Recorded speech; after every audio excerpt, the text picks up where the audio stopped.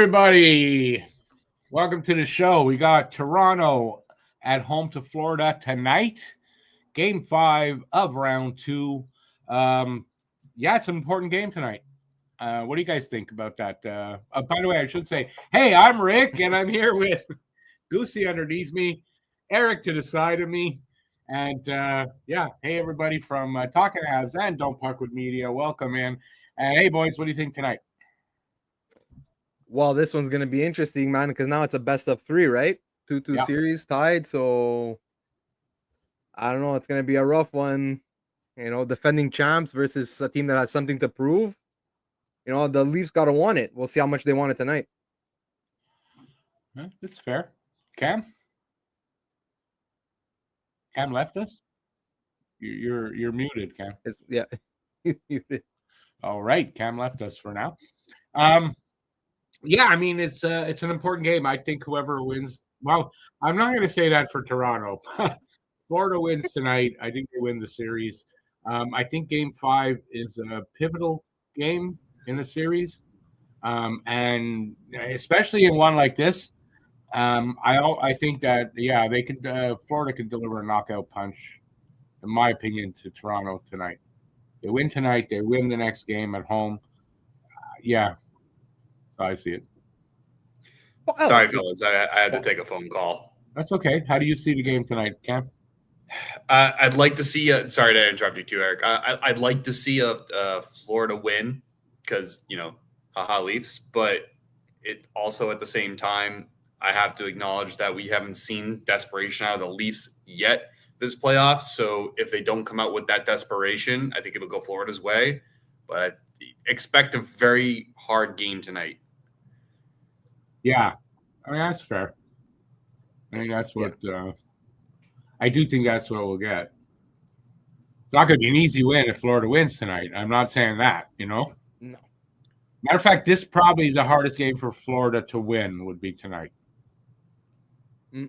Well, definitely, in Toronto, Toronto's going to want to definitely have a little bit of a better effort than they showed last game. So they are shaking up their lineup a little bit. Nick Robertson's in. I don't know for who. Okay. I wasn't sure if it was official. I heard earlier today that Berube might make a change, but then I didn't hear anything after. So he wasn't showing his hand. Apparently, that's what it was. But I don't know who they took out. I know that Evan Rodriguez for Florida is out. Yeah. And Jasper Boquist is in. Is it Jasper Boquist is in the net. Jasper Boquist, and he's in the net. That's a big change. He's in net. No, he's not a goalie. I know. He said he's in the net. I don't know what that is. Did I say he's in the net? I didn't mean that he's in the net. Oh my god, dude. I'm a horrible. Wait, hold on. It's like, we have a guest in the you gotta introduce him, Cam. Guys, I want to welcome in my fraternity brother, Steve. He's a Boston native, but currently living in the Chicago area. One of my closest friends and who will possibly be joining me on Hybrid Nation as a co-host. You guys, please welcome in Steven the Chavo. Hey, Steve. Yeah. How's it going, guys? Happy to be here. Very good. Very good. I was going to say something and it went out of my head, so forget that. Where am I going with this? I have no idea. I just started talking without anything to say, and that's what happened. Dude, we're talking about the Leafs. Actually, Steve, we were just talking about our thoughts on where we think the game tonight is going to go with respect to Florida and Toronto. What do you expect to see out of tonight's game? Who do you want to see come out on top? I think throughout this whole series, it's been the home team's game. I think the last change really makes an impact on these type of games. So I'm expecting Toronto to win. And if that kind of continues its course, Toronto will move on. If there's Game 7, it's important that either team steal a game, an away game, and neither team has been able to do it. And it just goes to show you that the last change for the matchups is super important. And Rodriguez is out today, so that's going to impact that lineup a little bit. But I expect to see Toronto win. It's going to be a close game. It's going to be a heavy hitting game. This has got all the makings of a great series, and just a hard hitting, fast paced, high scoring game. I just will say though that you're right about you'll get a lot of series that go that way where a home team wins, but Game 7 is up in the air. I don't think Game 7 that you can say it'll go necessarily that way though. So, but that could be how this turns out. Right? Is that they win at home, and Game 7 is going to be a really exciting one because who the hell knows who's going to win that? Exactly. So, but I do feel if Florida wins, I do know who's going to win a Game 7 because the Leafs have yet to win a Game 7 since what? They don't. Yeah, I like Florida's chances if it goes to 7. That's for sure. Get the tinfoil hats out because I think Toronto's it's their year. I mean, okay. Well, good. Nice to have you here, Steve. But nice knowing you, buddy. But we're gonna move along. I hate fucking Toronto. I get it. No, it's not their year. If it's their year, I don't know what I'm going to do. It's been their year every year for the past 4 decades, right? Right. So I'll only believe it when I see it. It's not their year. Even when they're in the bottom of the league, it's our year, guys. It's our year. Exactly. Yeah, from the first game of the season, if they win it, that's it. Start planning the parade. Yep. Well, that's at least what Paul Bissonnette says. Apparently, a lot of Leafs fans don't like Paul Bissonnette. They're just like, no, we don't want him. Take him. I'm like, dude, what? Do you blame him? At least he's a riot. Yeah. Yeah, okay. He's got the Marchand factor. They're probably shaking in their boots over there, knowing that a former Boston Bruin is playing against them in round 2. So we'll see. It's going to be an exciting game. It's going to be fun. Yeah, but look at it this way too, Steve. They also have a former Boston Bruin on their team. They do. So are you buying in? Is it their year, Cam? Who? Toronto. It's never their year, dude. As much as it sucks, from understanding from their fan perspective, yeah, not winning a cup since '67 sucks. But I think it's just hilarious that they've never won 3 series ever. 3 rounds. Never won 3 rounds. They've never won 3 rounds. They've won 2. They've never won 3. Yeah. And Carolina's looking pretty freaking good right now. Well, yeah. The Carolina point, I told you. I mean, you wanted to rag on them for a little bit. Oh, their division isn't that good. They're a sneaky good team. They are consistently in the playoffs. They're consistently in the second round or better. Rod the Bod over there has got something, going for him. Yeah. The consistency counts. No, I agree with you, Steven. It's not so much to shit on Carolina as much as they I think they're being coached. Their coach is a huge factor. Rod is an amazing coach. I agree. And they made some crazy moves at the trade deadline as well. That really helped them out, I thought. And I thought they were, when it was all said and done, I thought they were instantly a top 5 contender for sure. Yeah, anyone else think that Logan Stankoven has really, really worked out for them? Mm-hmm. Yeah. No, he's fitting really well with that team. Definitely better than Rantanen was fitting at when he was there. I don't know why. I wish with Rantanen it wasn't gelling for whatever reason. But no, he's fit like a glove, and so is Taylor Hall, and it was the other guy they got, Jankowski. So it's it's those little pickups that you make sometimes that really puts you over the edge.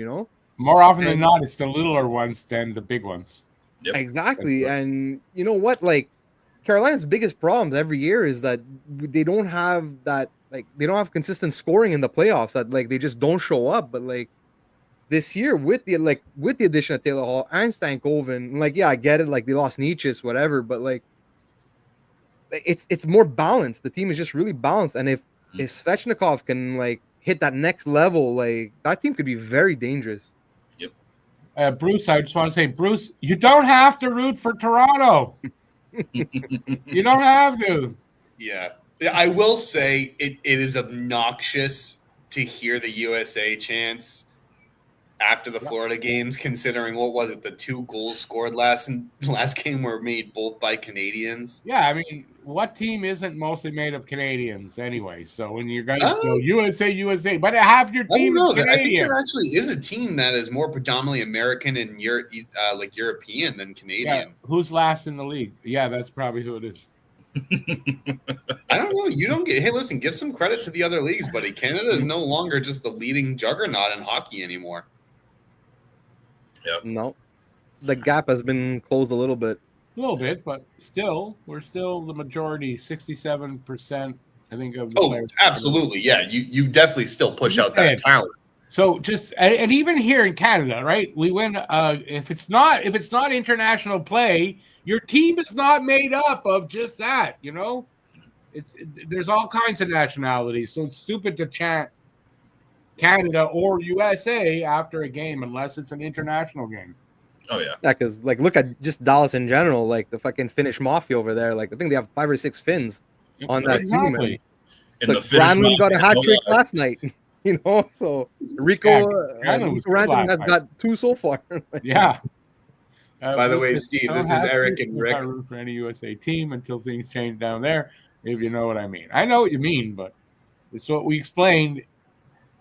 It might be an American team because that's the city. The players, most of them are Canadians. So you're going, I won't root for those guys because it's USA, but they're mostly Canadian. Yeah. A lot of them are. Yeah. So I look at it like that. Well, listen, you can say it like people. Yeah, sure. You get to go back and say like, oh, it's stupid that they're chanting USA, but like, yeah, realistically, who are they playing for? They're still representing an American team. Like, you know what I mean? I think that's the bottom line. Hey, I was just thinking something. Does Steve have the feed we're all watching? Yep. Yes, Steve is. Awesome. Steve is in the other room. Yeah, he sees it. That's why. So that was the call I was taking. Steve was like, "Hey, so I'm in, I'm in the room. I see the game. I don't see any of you. I need the you piece to this." It happened to me too. Yep. It happens sometimes. Technical difficulties. The only problem with this feed, the announcers and stuff may make you puke with how Toronto-centric they are. Oh, yeah. That's the only problem with sports. Any Canadian team on a national broadcast, though. No. It's crazy. It's not true. Sportsnet, Toronto, because Sportsnet is part owner of the Maple Leafs. Oh, really? Yeah. Well, so they're majority owners. Comcast. Right. So sorry, Rogers. Let's put it this way. And I can't say it because Cam will get mad at me. Don't. You shut your mouth. Whatever it is. You get my attention every time you say, like, oh, Cam will get mad at me. And I'm like, yeah, probably. Yep, probably will. We're underway, by the way.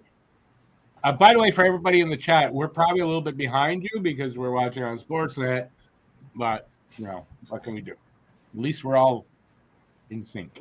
We're all here. So Nick Robertson was the only change, right? Like they didn't slot in anybody else, right? I don't think so. And who did they take out? Does anybody know? No idea. I didn't get a chance to go over any of that stuff today, to be honest with you. I did, but there was no answers about that. Just that they were thinking they would probably change their lines, but that's it. Yeah, Berube. Yeah, Steve. It was a surprise to everybody. Berube was quiet about it. Like. The only reason I know Nick Robertson was in was because Connor Ryan on Twitter posted it out. Yep.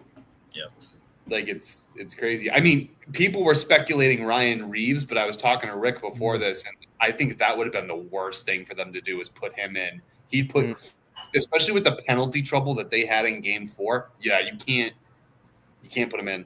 But you got Ryan Reeves is out there for one reason and one reason only. In a series like this, it's not wise to put him out there. No. If you're going up, maybe let's talk next round, right? Against, maybe the Capitals, right? Maybe even then. You can't do it. Penalties are what put you into the grave in the playoffs. You just can't take them, But we can all agree it would be a typical Toronto thing to do to put. Oh yeah. Well, did you see in Game 4 penalties in the first period? No wonder why you lost the game. You're tired. Yep.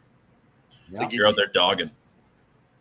Yeah, I mean, like I think that's what Florida's game plan always is. Like they'll lose the first 2 games, but eventually in the long term and in the physical play, they'll get you. They're just built for that. And even at the trade deadline, all the moves that they made, I'm not a huge fan of what I'm blanking on his name right now. Seth Jones. Seth Jones, yeah. Living in Chicago right now, going to the Blackhawks games and seeing him, it's just, I remember watching him on TV, on a power play and going behind the opposing team's net, giving away a breakaway that led to a goal. It's like, you can't do that. You're a professional defenseman. Stay in your lane. It's tough to watch, but even some of their moves that they bulked up. They kind of got geared up for another playoff run. With Marchand and Seth Jones and other things. You knew it was coming. You knew it was coming. Yeah, I liked the acquisition of Seth Jones because Seth Jones in Florida does not need to be that guy because they have Eric Ekblad. And I think they got Seth Jones to help bolster the power play a bit because they are missing a guy like Brandon Montour. Mm-hmm. And depth. So, yeah, and it's good depth. He's in the second pairing, which is good for him. It takes pressure off of Jones. And I think in Columbus he was able to be that guy, but he couldn't be that guy in Chicago. Nope. Yeah, but also in Columbus, right? He was on the first pair, but I'm not saying he was carried by Werenski, but he wasn't the one, he was the two. You know what I mean? So, but then going to Chicago where, he was the one. There's no talent. He was straight up one. Yeah, he had to be the one, but that's too much for him. That's too much. He's not able to be that guy, but they paid him to be that guy, and that's why now, in Florida, he's slotted so much better on the second pairing. What is it? Chicago withheld a couple $1 million, so it makes his AAV a lot more digestible. So, I just want to set this straight for Bruce. Bruce, Americans don't hate us. Americans don't hate us. Okay, so let's not. You're listening to the wrong things. Americans don't hate us. The government might, but the Americans don't. Seriously, don't feel that Americans hate you because they don't in general. There are some that do, but that's not the majority of Americans. No. So, I couldn't agree more. Are there, just out of curiosity, are there any Parks and Rec fans here? No, I love Parks and Rec. I love Parks and Rec. Yesterday, I watched the episode where Ron sends letters to everybody, and he's like, "Dear Canada, fuck you."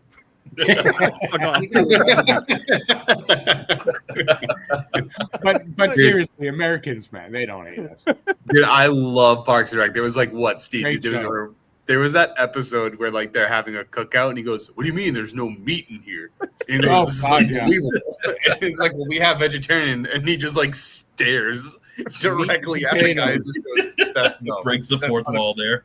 Yeah, I think my favorite scene was when he goes to the diner. He's like, "Give me all the bacon and eggs that you have." I'm afraid that you misheard me. I asked for all of it, not just a lot of it. I want every single piece of bacon that you have. It's the best. Well, tell me I'm wrong about it. That was the perfect example of an American American Southern thing. Midwest. Yeah, that's the perfect example of American Midwest. Yep. Yeah, being in the Midwest now is the perfect example of it. It's spot the lie. Spot the lie. Did you guys know that guy? So, have you guys ever seen the movie The Founder? It's about McDonald's, McDonald's at Ray Kroc. So, the same guy that plays Ron Swanson also plays, I think, Dick McDonald. One of the brothers. Yeah, one of the brothers. Yeah. Awesome. The guy's such a good actor. He was also in We Are the Millers. He's hilarious. Yeah, he's good. He's good. He's a good actor. I can't remember what he was doing in We Are. Oh yeah, in We Are the Millers, he was a DEA agent, and they were trying to be swingers for a second, and then while his wife is touching I think Jennifer Aniston's boobs or whatever, he's putting his finger in Jason Sudeikis' ear, and he just goes, "We had a moment." That wasn't him. Yes, that was the actor who plays Ron Swanson. No, it was not. I don't believe it was. Yeah, yes, it was. No. Go look at Steve, you're my brother. You back me up on this. I don't think it was him. I can't remember it right now. It's not him. It'll come to me. It'll come to me, but I just can't remember right now. Yes, it is. That's the guy.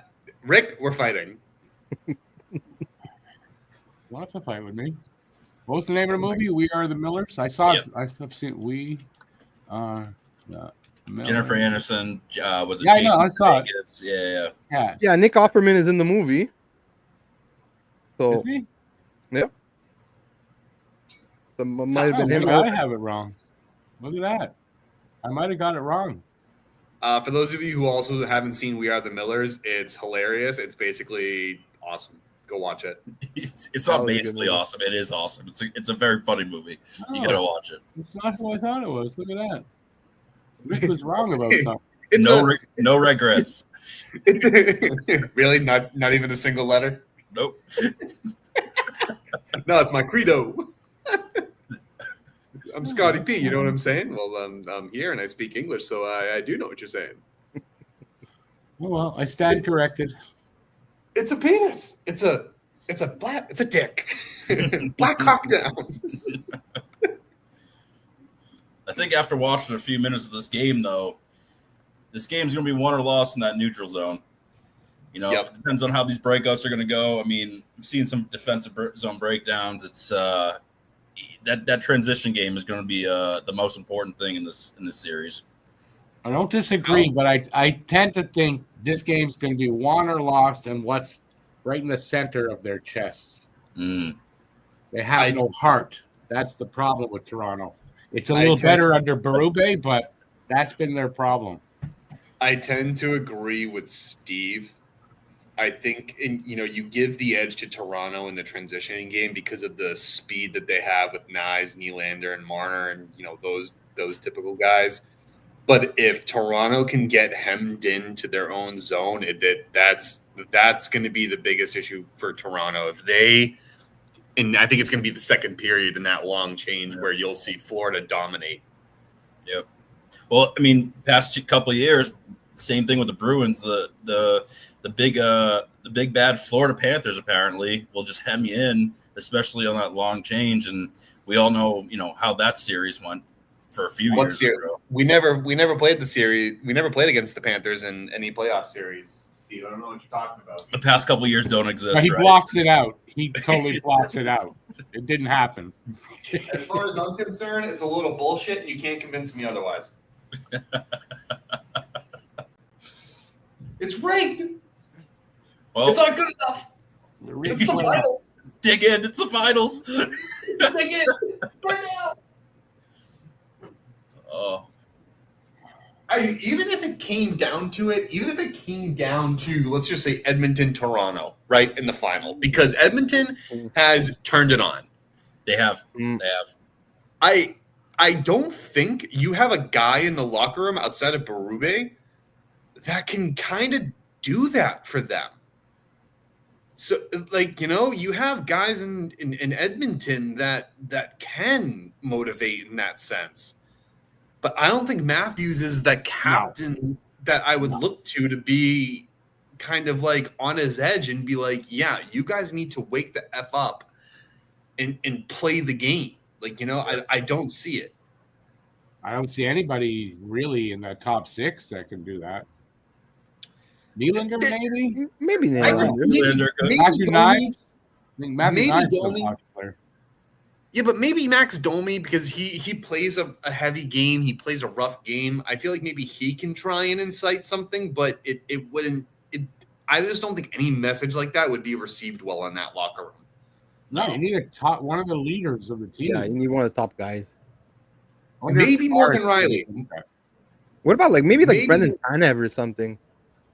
Yeah, you got to think a guy like Tanev. Yeah. Oh, by the way, wait, is Stolarz in net? No, it's Wool. It's Wall. Oh, thank God. I was so pissed. Oh, here we go. Sam Bennett. Sam Bennett. I'm getting flashbacks here. Florida starting to pick it up a little bit here. But so far, we got, 11:45 left in the first. Shots are one apiece, and not much. And no score, by the way, obviously. for Carter Verhaeghe at $7 million is a steal. Yeah, he is. He's a steal at $7 million. The black magic that happened to make that happen was unbelievable. But he did slow down a little bit in the regular season this year. Yep. I know because I had him in my fantasy team, and he did well. Not that he didn't do, but I was expecting a little more. Sure, but if you're a competitive team and you know you're going to make the playoffs or have a strong indication that you're going to make it, he's the kind of guy that you want on your team. Same thing with Sam Bennett. Like, sure, you could say Bennett's a rat, Kachuk's a rat, Marchand's a rat, but like these are also the guys that you want on your team, and let everyone else do the rest.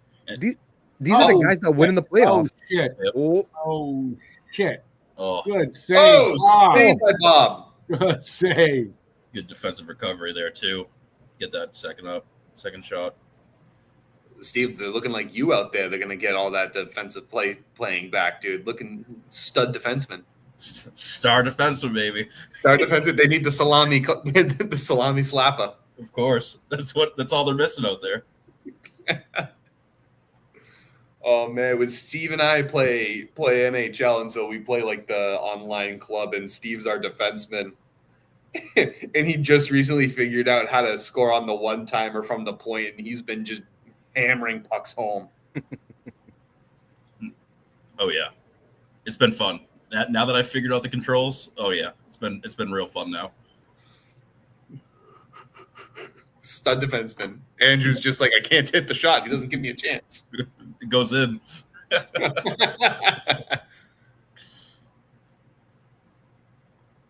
Oh God. Oh man. A lot of bunching up in the defensive zone, though. That's not good by both teams. Shot totals are a little low. Oh my God. Did they score? No. Oh. No, they didn't score, Ooh, but the shot total that guy. was low. Domi, speaking of Domi, got a stick in the face? That was an open 2-on-1 too. I'm surprised they didn't try to dish that. Sometimes you got to be greedy and take the shot. I was gonna say, yeah, probably trying to keep Wool honest, warm him up a little bit, and hopefully. Loving the physicality, though. I'm loving the physicality by Toronto. If they're gonna move on, that's what they need. That's how you have to play against Florida, though. Like you can't let them like push you around. You got to match their physicality. Yep. That motherfucker has no front teeth. Oh, friendly fire. He's missing his on the top. I'm missing mine on the bottom. We make a good pair. I need someone with a mic, like the guy in between the glass. He needs to have his mic on at all the times because I want to hear what the fuck they're saying to one another. Oh, the chirps are going to be unreal. Yeah, that'll never happen. The guy on the beat button won't be fast enough. Did you guys hear what Patty Maroon had to say about one of the best chirps he was ever given? And he just goes, oh, well, Matty T told me that I was going to be his pool man once I go retire. I think he'd be even moving too slow for that. Yeah, I know. Oh, man. Oh, Big Rig, come on. You got to love him. I hot take, I hate Fat Maroon. I really do. I cannot stand him. He does nothing. He just stands out there and does nothing. He's the slowest person I've ever seen skate. And yeah, he's a professional, and you know what? He fell upward to win 3 Stanley Cups in a row. And and now look at him. He's slow. You know what? I'm happy for Chicago. Get him off of the roster, build something up. When he came to Boston, I was not happy. He's just slow. If you want to park him outside the crease and, maybe have him tip a shot or, screen the goalie, of course, Big Rig. But if you want him to jump back on defense, he can't do it. He's too slow. Yeah. I mean, he was pivotal in the series, in 2019. Like, he was good for St. Louis. Like, heavy hitter, good depth guy. But, I agree with you. On the latter half of his career, he just played too physical and he had to slow himself down. Yep. That's fun. Yep. I don't think I hate Pat Maroon. I don't think he's dirty, but I wouldn't want to cross him. Like, you know what I mean? No, I totally get it. I just hate him because I can't stand watching him out there. He's the guy trailing behind the play, trying to get back involved. By the way, people out there, you can talk to us. Leave a comment in the chat, and we will answer you back. I don't know where everybody went, though. We're kind of low turnout tonight. I hate this commercial. They play it all the. For a second, I thought you were showing us your Amazon wish list. I was like, "What the fuck is this?" I was like, "Did you flip it on us?" I was like, "Where's the feed?" And then I'm like, "Oh, good." I was afraid I was going to see Rick's happy pills, in the in the thing. I took a happy pill before the show. It's just a stupid commercial. That's all. They play it all the time. Like every time they go to commercial break, that commercial is going to play. I don't know where everybody is tonight. Not as much interest in this game for some reason as the last time. We had a lot of interest last time. I mean, Rick, you got to think it's early yet. It's early. It's only 6:30 for me right now. It's early start time. 6:30. Where are you? Chicago. Oh, okay. Yep. Central time zone. Yep. Rushing home to watch playoff hockey. Nothing like it. Yeah, Steve has to leave a little early to go handle some personal stuff, but like he's more than welcome to hop back on. Steve, that link that we sent you, we don't need it resent to you. Okay. You can just use it to hop back in and, Okay, perfect. Yeah. Nordy's supposed to be in a few minutes.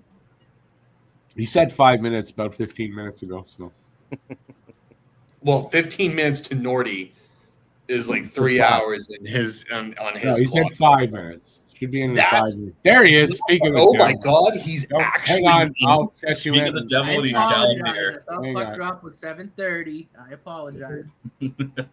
There you go. Do you have the NHL app? What are we doing? We're professionals. It's not good enough. It's the semifinals. What do you need the NHL app for? It tells you all the times. Also, shot totals 7-2 in favor of Florida. Mm. They're not being shy about taking shots. Nope. Shot. You can't. It's the playoffs. You gotta shoot the puck, man. You gotta put it. It's put the it behind. playoffs. It's the playoffs finals. You got to. Do you guys think Edmonton closes it out tonight against VGK? I do, but I want VGK to win so bad. I want them to go to the finals, but I don't think it's just going to happen this year. I like Jack Eichel a lot. I like Bruce Cassidy a lot, but if they close it out and Dallas closes it out tomorrow, I believe, what a series is that going to be? Edmonton, Dallas. That's going to be a pretty fun series to watch.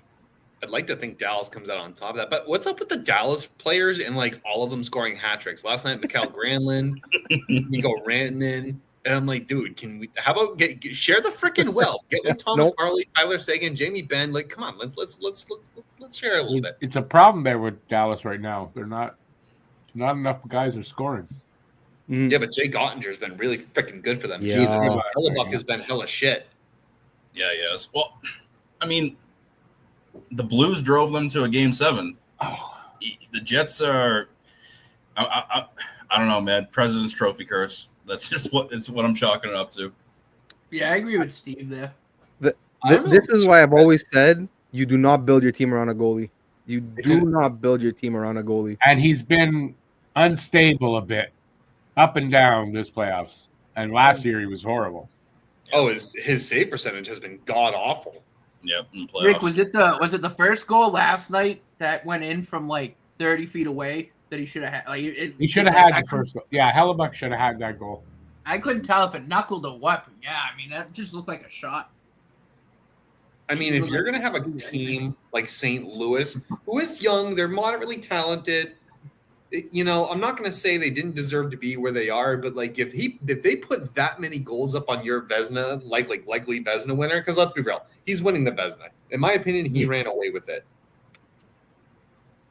Yeah, he's a regular season goalie. He doesn't seem to be a playoff goalie.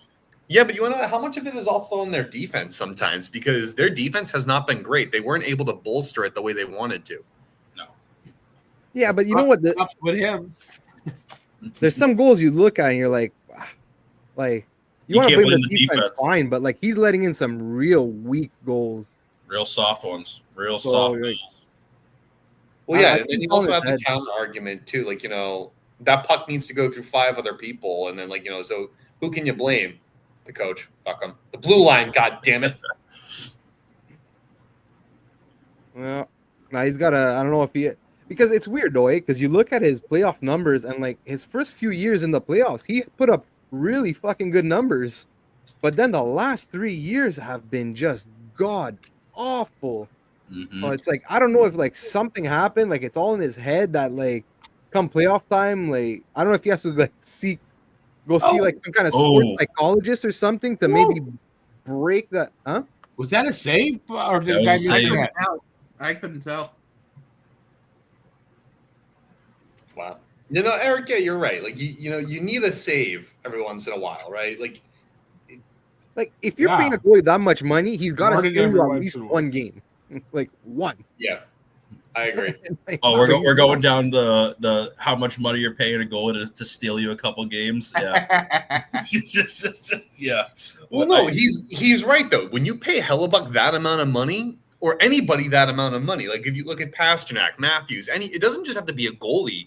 Like if you're going to pay someone $10 million plus, you gotta do something.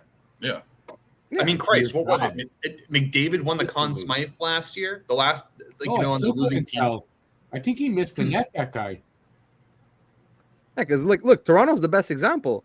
How much does like Matthews and Marner and whatever they got shit on because Matthews come was making- playoffs, you guys don't perform.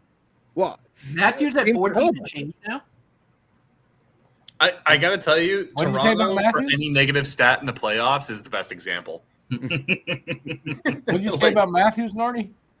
No, is he at? I forget what he's making. Is it 14 and change now?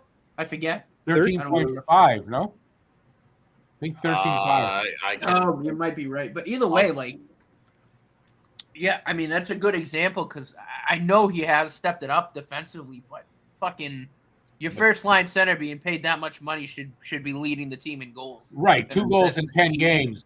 Come on. He's got what? 1 goal, 2 goals? 2 goals in 10 games so far. That's I don't- solid. That's not good enough. It's just not. Like, I don't care how Something good else. he is on the other end. Oh, come on. Matthews currently stands making $13.25 million, and I agree. 13 He quarter. needs to produce, or he needs to be an influential player. Now, There we go. All right. Who got that? Florida. Speaking of the devil, Matthews Florida. already had to go against. Ekman Oh, Larson? Aaron Ekblad. Let's fucking go. Ekblad, excuse me. This gives me James Reimer vibes. The Ryan Minister of Defense. Yo, Steve, do you remember 2013? I couldn't help but feel bad for Reimer because he was left out to dry. Like him, the way he just laid on that ice, I was like, oh man. Well, it's not bad here. I mean, they're throwing everything at him. I mean, you know? Yeah. Where's their Oh no, I don't blame That was- Wool. That was yeah, a no great time play for by that one. Blockquist. Look, you see how he kind of did that drive by. Wait, Norty, what was his name? Bokvist? Yeah, Lundqvist. yeah, not Bachquist. Whatever the fuck. Bokvist. Books. No, that was a hell of a Steroids heads up with the play first by him. goal? Skate across. ABL. What does he mean by that? Steroids. Steroids with the first goal. What a guy. Oh, Ekblad. Yeah, right. Yeah. I know what he means. By. Hey, he just took something that he didn't know what it was. Come on, Oh yeah, sure. give a guy a break. I think your call, Cam, for the hemming in for the second period is a little early. They're doing a pretty good job of keeping that puck in their offensive zone. It's even trying to break out for the Toronto. It's just been a struggle for them, man. It's just been a struggle. Well, that's what I mean. Like, I guess when I said like, I meant it in general. Like, if Florida can hem you down, you would see it more prominent in the second period because of the long change. But Yep. any time, really, like if they get extended zone time, I'll forget it. Yeah. But no, They- you're right, Steve. Like, They stand tall on their blue line too. They don't let people just walk in. Nope. They're a good defensive team. I'll give them that. What did Under 5 left. I was gonna say, if the Leafs lose this series, it's not because of their goaltending. It wasn't because No. their goaltending let them down. It was because everyone else couldn't get the job done. Like you look at Wool, look at Stolars, they performed to Yeah. exception. Wall's playing well. Just they're letting Defense isn't. they're Should giving be up clearing too out many this puck. shots. Hell, if Wool goes down, I think they have to put Matt Murray in, and then you might as well just surrender. Just Yeah. forget. Aki says Matthews just can't elevate his game for the playoffs. For that reason alone, he makes way too much money. Yeah. Who remembers Jose Theodore and his Rogaine steroids? Well, that's right. Theodore it's true. Theodore got nailed for steroids, but it was from the Rogaine he was taking to grow hair. I remember that. Well, after you said it came back, I remember that was a big thing here. But didn't they then put like Rogaine on the list of stuff you're not supposed to take? I think so, something like that. Buddy, I'll never understand it. Like, if you're fucking old and you're balding, just accept it for what it is. You're just especially you're a hockey player. A lot of them are bald because you're always in a helmet or a hat. That's why I'm bald. I wore a hat all the time when I was young.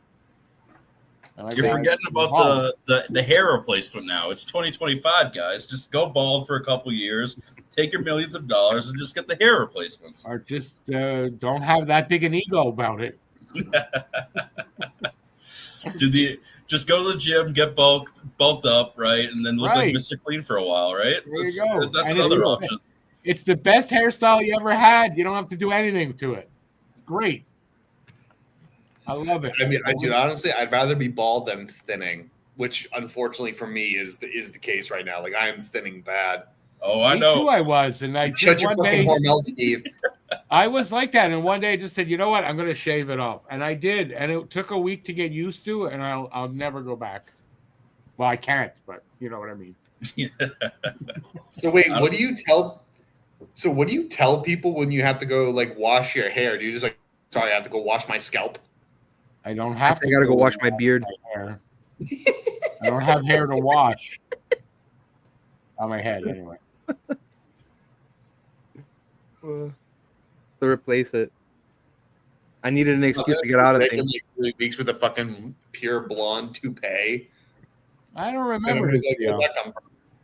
He's going to be like Rogaine. One of the Spice Girls. I don't remember that. No, because Jose Theodore is married to a VJ, like a video French VJ, Cloutier. I don't remember that. Spice Girl. Veronique Cloutier. That's who he's married to, I believe. I'm a Spice Girl. I'm just spicy. Yeah, scary spice. That's a good one. They call me cumin. He had a full head of hair because he was using Rogaine. I mean, that's why, obviously. Of course. Right, obviously. Well, what are the names? Like ginger and like, I don't know, like ginger spice, ginger baby, spice, scary, posh, baby, sporty. And jerk off. Don't ask me why I know that. But I got them all for you. Yeah, I don't want to know either. Hey, listen, dude. There's no shame. They were all pretty hot. So. Oh, Baby Spice, the best. Okay, you would go for the one named Baby Spice. She's a hot blonde. What do you want from me? There you I go. have a type. You can't underestimate the hot blondes, buddy. Of course. And Ginger Spice. I like a redhead too. See, I'm scared that they they might not have a soul and you get wrapped up and we're all in trouble. BL, you know that's not true. You know that's not true. What, that you used to have a full head of hair? I believe you used to have a full head of hair. I didn't lose my hair. I've seen pictures of Rick with full head of hair. I didn't have. I imagine Rick with a mullet. That's what I had before. I was going to say the same thing. All I had was hair in the back. That's all I had. He's gonna look like a little Billy Ray Cyrus. Yep. Business in the front and party in the back. What's up? That's right. No, but I wasn't doing much business in the front. It was all party in the back. Listen, I don't need to know what you do with with your party in the back there. All right. It's not that. Get your mind out of the gutter. I don't have a gutter. You don't. Well, apparently you do. Sporty Spice. That's the prettiest one of them all. Because nobody saw pictures of her afterward. She was gorgeous, by the way, Sporty Spice. At least I thought so. I actually do agree with you. I thought you were really cool. Crickets. Austin Austin Matthews does not want us to see his naked girlfriend. Does he? Austin Matthews has a girlfriend? What does he look like? I'm sorry. Austin Matthews just needs to accept that he's going bald and shave his head. It doesn't look good. He needs to shave his mustache. That hairline's almost as bad as Getzlav's was for a while before he went bald. Mm-hmm. Dude, I'm sorry. Just when you're that far deep, just don't even try to save it. Just end it. Yeah, just commit, shave it off, and just go from there. Yep. His mustache wouldn't look that bad if he shaved his head. I disagree. It would look worse. It's kind of like I hate to say it. It's kind of like a pedophile stash. I mean, yeah, it's a Ron Jeremy. It's a Ron Jeremy mustache. Yeah. At least Ron Jeremy had the business in the front, party in the back, and he had that going for him. And an 11-inch long that also helped. Wait, they're gonna call that a trip? Yep. What? That's how that works. Jose Theodore did not get arrested for loan sharking. You got that wrong. Jose Theodore's dad was a loan shark, and they sort of tried to tie him into that, but he didn't get arrested for that. His dad was the loan shark. That's all. It wasn't. I don't know what you expected the players to do out of there. Like they're playing the puck on that. I didn't see it. Still didn't see it. Jose Theodore's a minor skate, and whoever's in the box made a play at it, and then Marner Anton Lundell, that's huge. That's huge for Florida. That's a big penalty killer. Yeah, it's one of their better penalty killers. It's all right. 8 for 32 is such a bad stat. Oh my! Let's go 9 for 33. 8 for 32. Who took the penalty? That's 1/4. That's 25%. In the playoffs, it got to be better than that, man. You got to capitalize every opportunity you can. I don't know. That's not bad. 25% is pretty good. Yeah. Like even the regular season, 25 is pretty damn good. Yeah. I mean, yeah, you got to think about it. I mean, like in the playoffs, Eric, for you, 10% might be good. Just a pulse would be good. I mean, did the Flyers even break 10%? I know for a while they were in the single digits. Like it was that bad. I know the Bruins ones suck. Oh, here we go. Both Bruins. And I was surprised because the Bruins usually have a pretty good penalty kill, but both special teams units were awful. Yeah, Third of the league.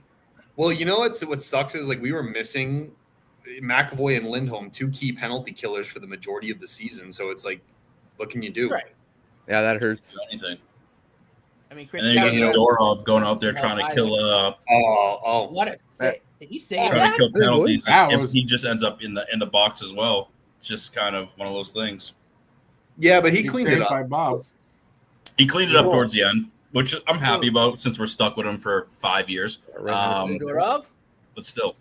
Yeah, Henry. Well, yeah, because ever since the Bruins acquired Henry Yoki Haru, it was the best thing that ever happened to Zadorov because they both started playing extremely well.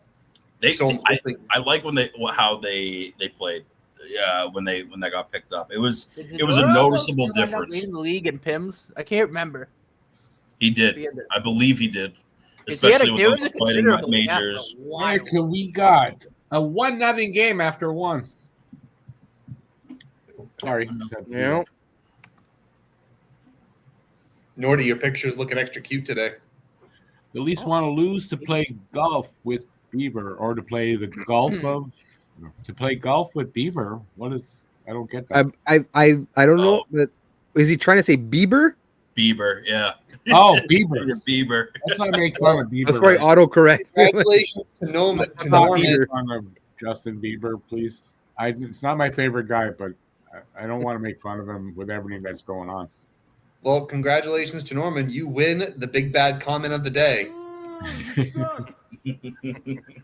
Well, maybe there is a Beaver that we don't know about that they like to play golf with. No, he's French. He's probably saying Bieber. He's French, and he's educated in French. So, like my ex-wife, her spelling, I've learned how to The words leaving my. I can't think of the word, but I learned how to.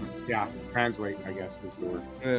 That seems more like an autocorrect, though. Or it could be autocorrect, maybe speaking into the phone. All right, so we got an intermission here.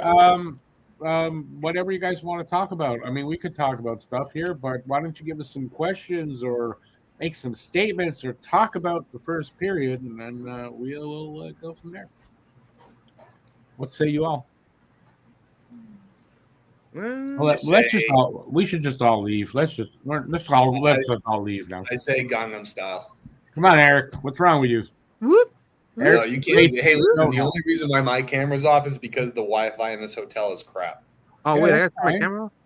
You know, everyone knows why mine's off. Ha ha ha. There you go.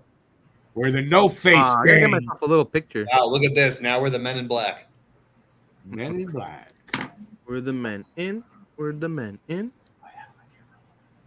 So we're all gonna just stay off here? Yep. Buddy, I can turn on my camera. It's just gonna be super bad. No, Cam and I are the only ones right now. Buddy, I'm also shirtless. My titties are out, and like I have Cheetos on my nipples. So like I don't know what you want from me. Very provocative there. That's crazy. Put a shirt on. And maybe use some or those man wipes to clean up the Cheetos dust off of you. Nah, dude, I'll just use my tongue. Just like lick that flapping. It's so Does bad. Toronto look tired to you guys? Yes, they do. Tired? Definitely looks tired to me. I think they got a little bit of wind back with that penalty, the power play, but you can tell. I think they came off flat-footed. They just have to figure out a way how to get out of the neutral zone. Like Florida is just stifling them. They can't break out of the zone. Anytime they try and like go into transition into the other zone, it's like they're just there. They're there to stop them, and it's a counterattack the other way. They got to figure something out. I don't know, change something up. They got to do something. This is where I think the coaching is going to be pivotal. Is Alex happy about the hire of Rick Tocchet? No. No, he's definitely not. No, he's not. Alex is not happy. He was bitching about it all day in our group chat. BL. He was just like, I can't freaking believe it. 5 years, $25 million. What do you guys think of the hire? Just never mind the contract, but what do you think of the hire? I mean, I think I think there were better coaches out there, but also like kind of looking back at Rick Tocchet's, resume, he never really got an opportunity to coach a decent team. Like he coached Arizona. I think he did also coach Tampa Bay, but they weren't great at that time. They were still up and coming. And then you look at he had that one good year with Vancouver, and then Vancouver decided to nuke themselves. So, I mean, I think Flyers got a quality coach out of Tocchet, especially with where the direction that team is going. But, you could have gotten maybe another guy. But I didn't see Flyers, pivoting back to Peter Laviolette. I didn't. No. For them, it was the best option. Yeah, I think it was a good hire. I think it's a good hire for them. Oh, look, like I don't mind the hire. Like, look, personally, I was thinking that they would go more in the direction of like someone a little younger, someone that like a college coach or an assistant coach or someone a little younger that could like grow with the team as well. But I think this hire, what it tells me is that the Flyers, I think, are just now they're ready to take really take that next step and have like a big off season to start competing. Because this is the kind of coach that I think you bring in because you think that you're able to win soon, sooner rather than later.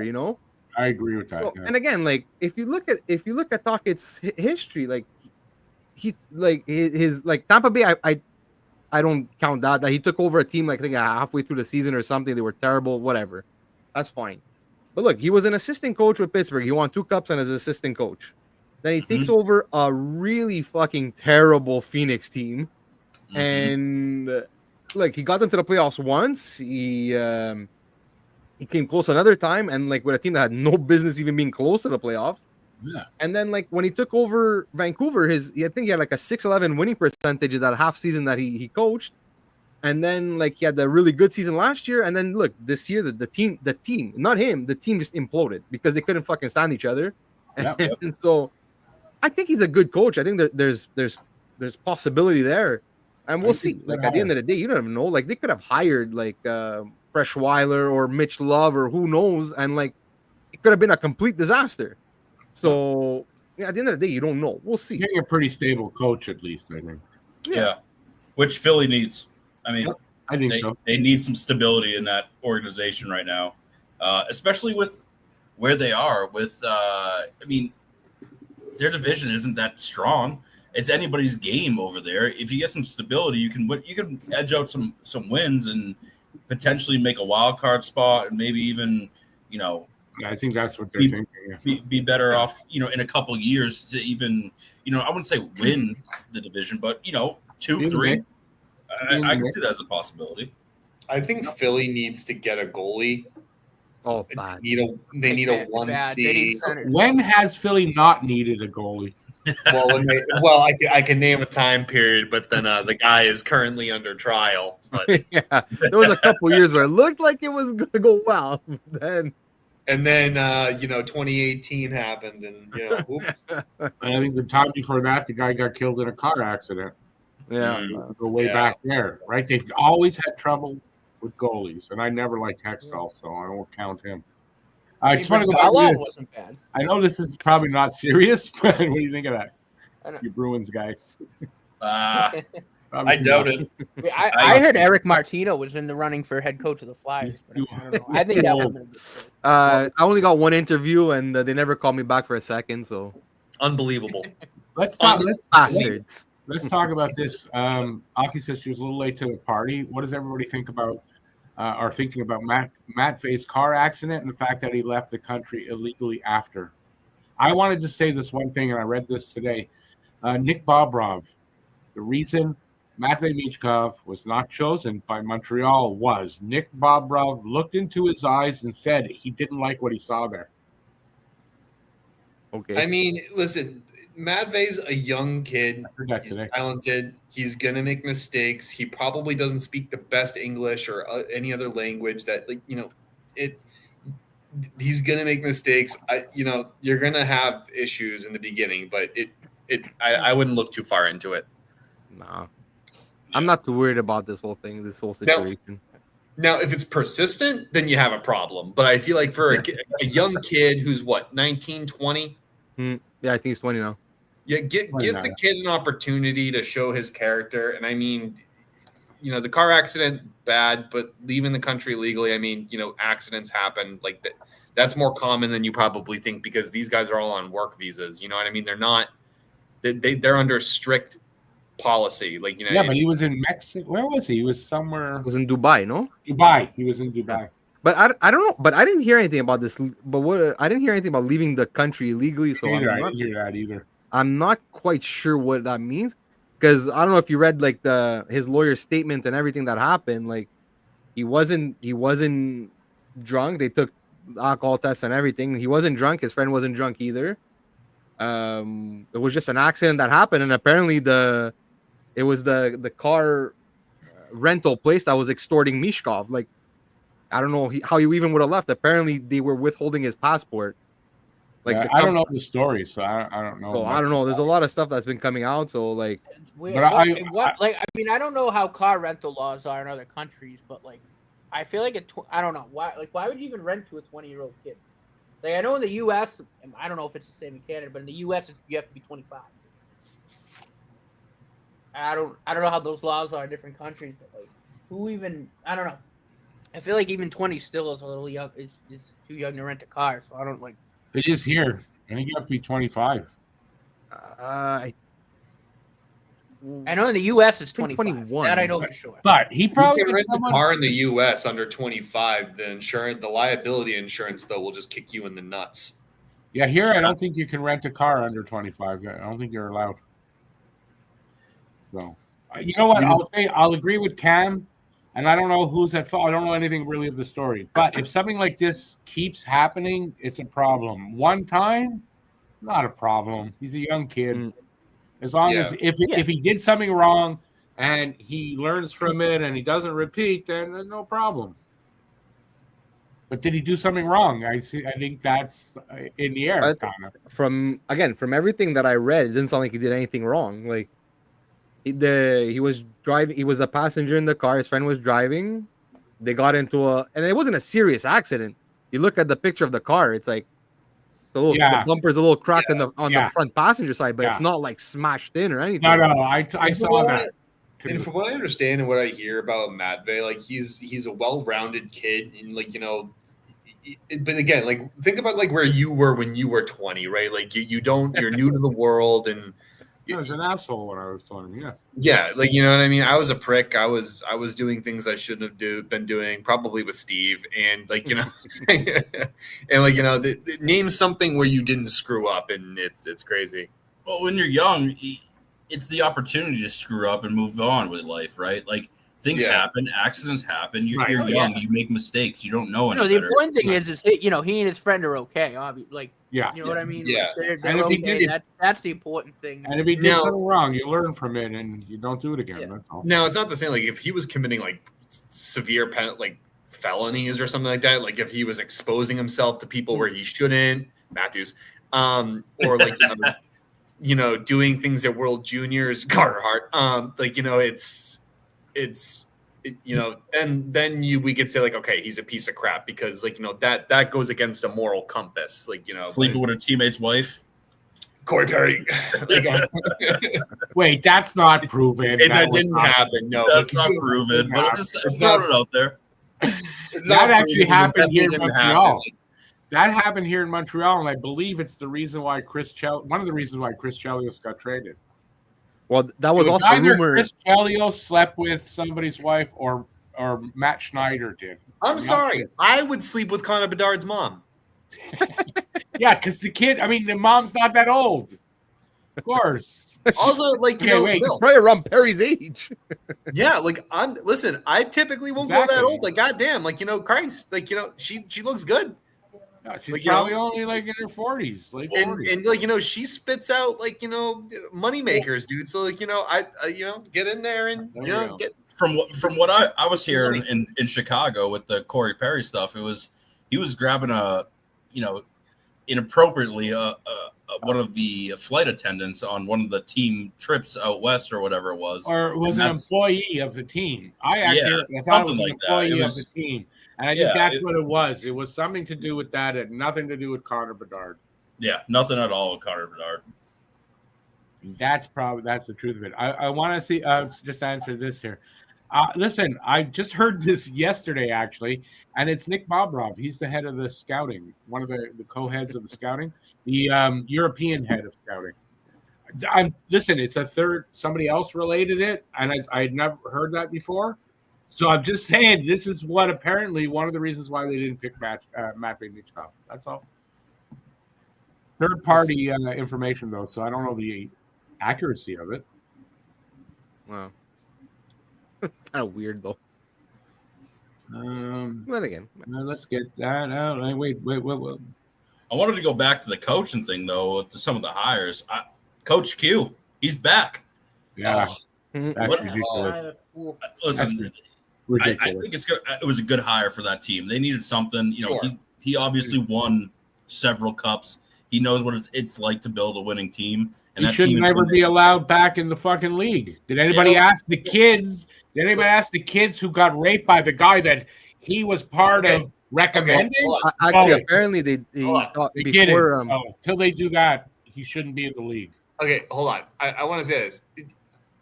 We don't know what the investigation produced. We knew that Quenneville had some knowledge of something. I read all the court papers when it came out.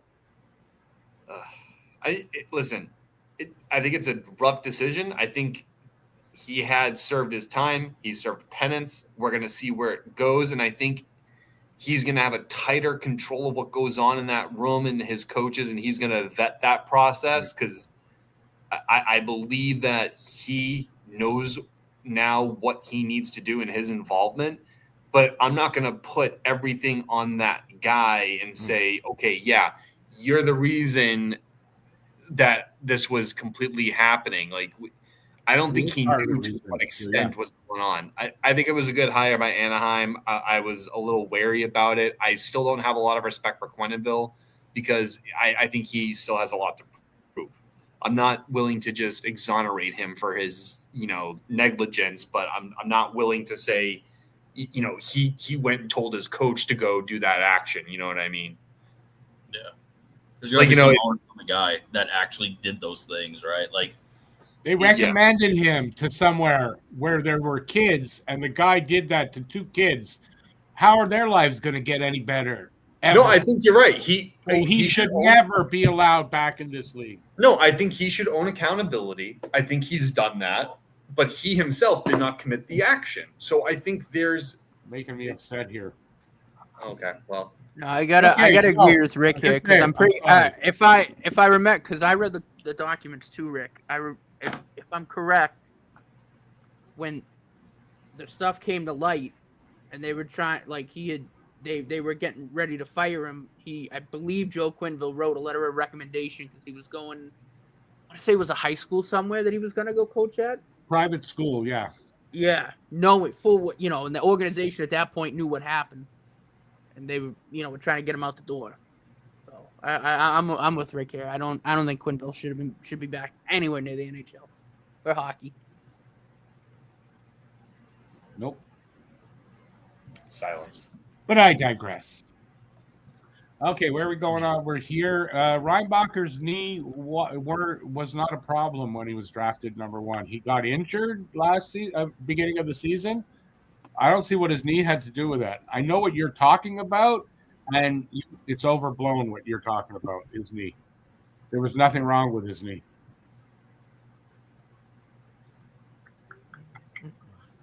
This one, didn't something happen between Hoffman and Carlson? Yes, that was his wife, though. Had nothing to do with Hoffman himself.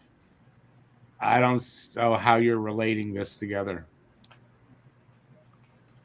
No, Hoffman's wife did some horrible shit. Yes, I remember that. Yeah, but that wasn't Hoffman per se, right? So I don't know how you can blame him necessarily. But his wife was a lunatic. Well, no, because Carlson and his wife, their baby died. Yeah, and like Hoffman's girlfriends was saying some really horrible shit about what either they did to the kid or just horrible shit about it. Yeah, I know. Yeah, there was like something that kid, like his son was stillborn. And something, it wasn't their fault, and they were saying like accusatory things she was saying about it was horrible, like what she did. Yeah, I remember Hoffman that. Have paid the price for that? I don't know. Should Hoffman have paid the price? I don't know. Well, then think of it this way. You can easily compare that to Quenneville. Like, should Quenneville paid the price for what somebody else did? But Hoffman. You cannot equate those two things together. I don't know. Making fun of someone's dead baby, it's kind of fucked up. Like, no matter which way you look at it. Listen, I'm not saying Quenneville's innocent, but I'm not saying Hoffman's innocent either. Like, there's an accountability factor by association. Sexually assaulted, it's pretty nice, I guess, compared to that. Then. We're underway in the second, by the way. I'm just saying, like, there is such a thing as called guilty by association, which I think Quenneville was. Quenneville was directly involved in recommending that guy, I believe. He wasn't directly involved in touching the kids. Like, but recommending a guy somewhere where he could do it again. Yeah, but was it Quenneville? But was it Quenneville that gave him the letter of recommendation, or was it like someone off on it? Brings a pipe. It was part of it. Yeah, but that's different. Like not different. I could, if someone if I'm coaching a team, but like my general manager gives a letter recommending this other guy, like I have nothing to do with that letter. Yeah, but he did have to do with it. So I'm sorry, I don't agree with you. Like if I had a thought and it went out of my head. It's a difficult situation. He had stuff. No, I'm sorry. It's a difficult situation, and I'm not exonerating him nor anyone else involved in that. But I think he had a lot of learning to do. I think he learned from it. 100%. I'm sure he learned from it. I'm sure he did. And look, Sure he like did. I said, like you got to let him prove it. Like if he was the one that actually committed the action, no, keep him the hell away from the league, keep him away, like do all that. But he didn't physically do anything wrong. He had a misjudgment, and like now he's got to learn from it. Like what I mean. I listen again. It doesn't exonerate him. I still hold him accountable for that. He's the coach. He's ultimately responsible. Well, then he shouldn't have gotten back in. My opinion. It's just my opinion. You guys don't have to hold that same opinion.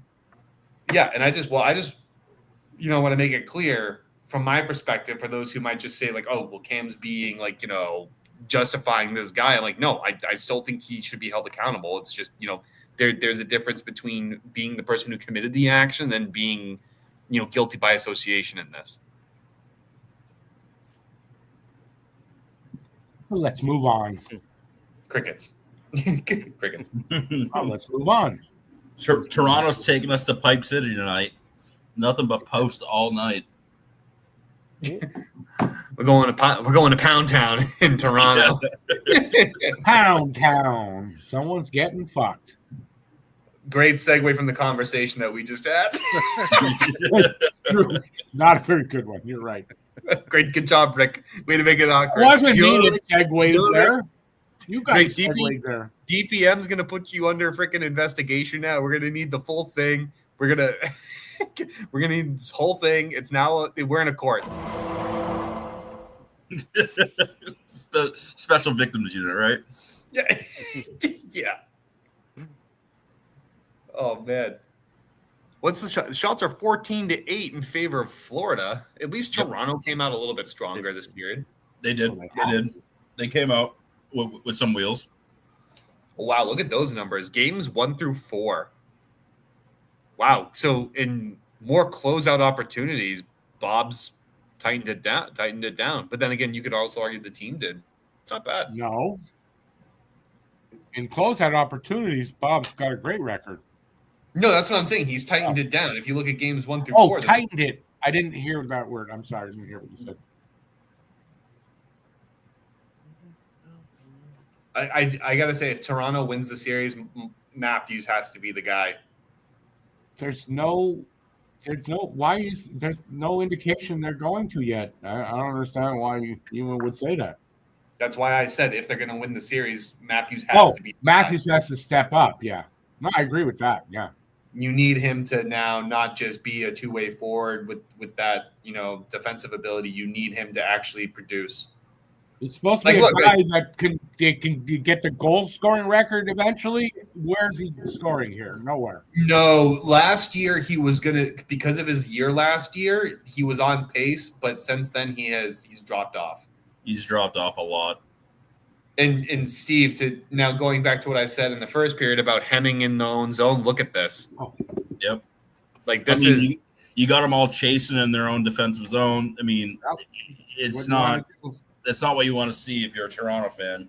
It's Toronto's being lax, waiting for them to make them. That's how the Bruins lost. They were too laxed. Yep. You got to step up to Florida. You got to take it to them because they don't know what to do when you're on the bullying side, for lack of a better term. It's just you got they're the bullies, and you got to step up to them, or else they're going to bully the whole series. Think of it this way, right?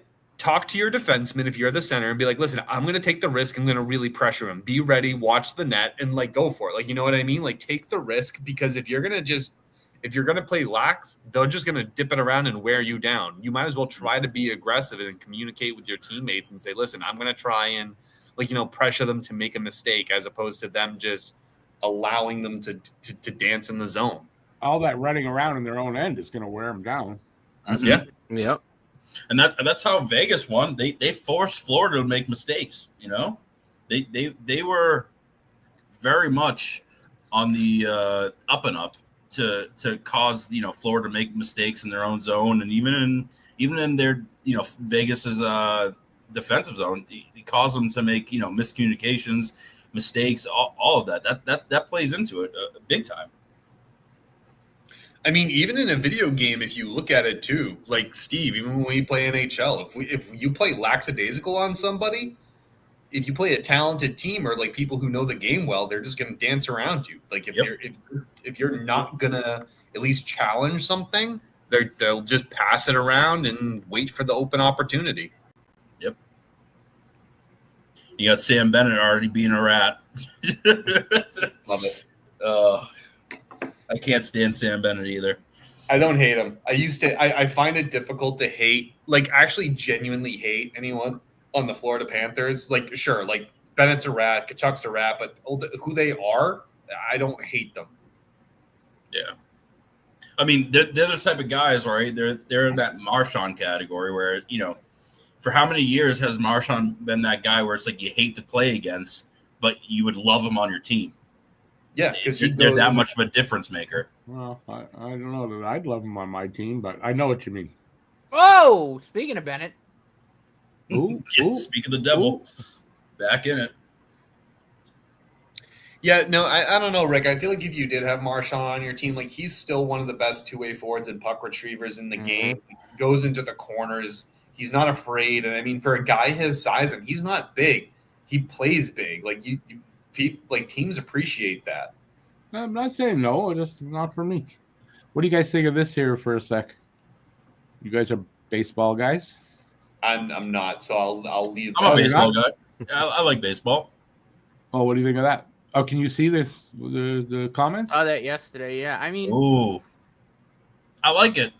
Steve, go first. Yeah. About time Pete Rose gets into the hall. Yeah, it's about time. Pete Rose. I mean, greatest hitter of all time in my opinion. I mean, or at least one of.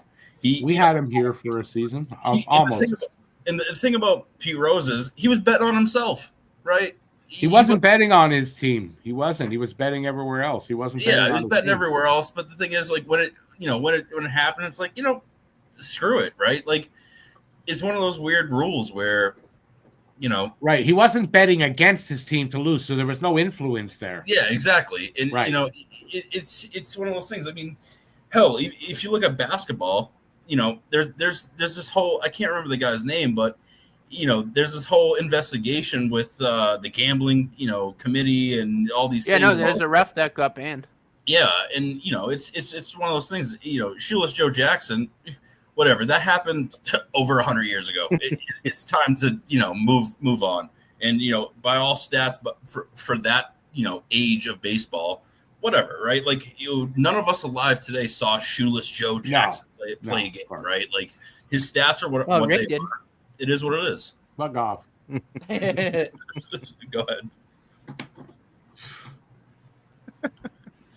8 men Rick was there when they invented the game of baseball. Yep. Baseball was invented where? Apparently Cooperstown, New York. But that's sort of it might be, but it might not be. Exactly. We don't know. Right.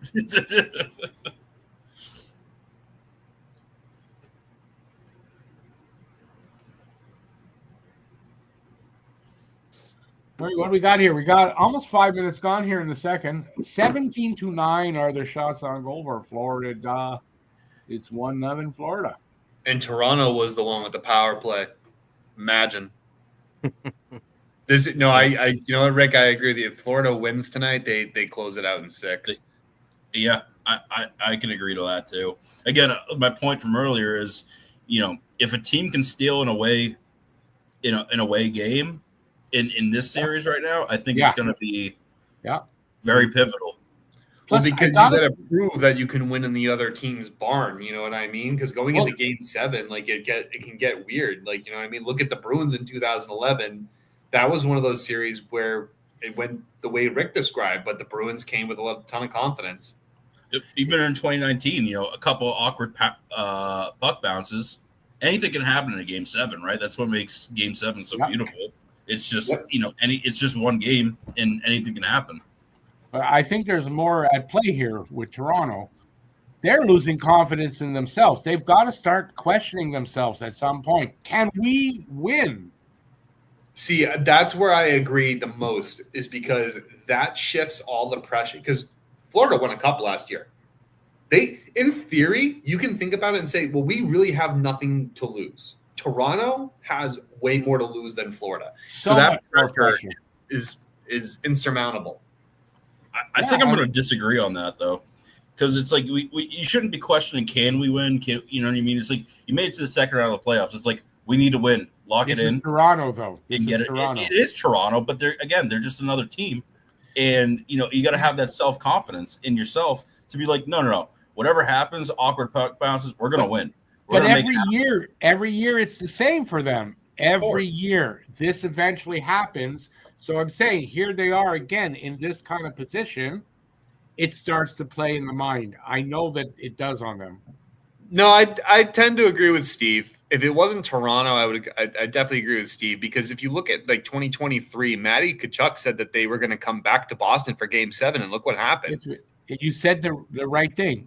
If it wasn't Toronto, yeah, then I would agree with Steve too. But it's Toronto. No, I think Steve Dangle puts it perfectly, right? He's like, if you've watched his LFRs, he's just been saying like, if you blow this now, one again for another year, you're exactly what everyone says you are, right? It's that dark cloud hanging over the Leafs. Like but then every next year year they constantly choke. And then next year, Steve Dangle will be, as soon as they get a win in the regular season, I'm all in. This is our year. Yeah, it's the same shit every year. Every year. Yeah, but you want to know Wow. Did that get tipped? Yeah. If that didn't get tipped, that's bad by Wall. But you want to know what, though? When your last cup win was 67, what else are you going to do? You might as well try to believe as much as you possibly can. Like, I don't fault the fans for being like, yeah, this year's our year because you have a talented team. I don't but it's care the what, incessant fans that just I don't care what you say. They're human beings, and it's just a natural by their own player. Florida goes to number 24, Scott Lawton. Great tip by Scott. I think he forgot what team he was playing for. Oh, that's bad. That's a bad goal. Oh, man. You can't blame the goalie on that one. Oh, Berube's silent. Oh, I'd love to be a fly on the wall. You ever notice Lawton looks a lot like Austin?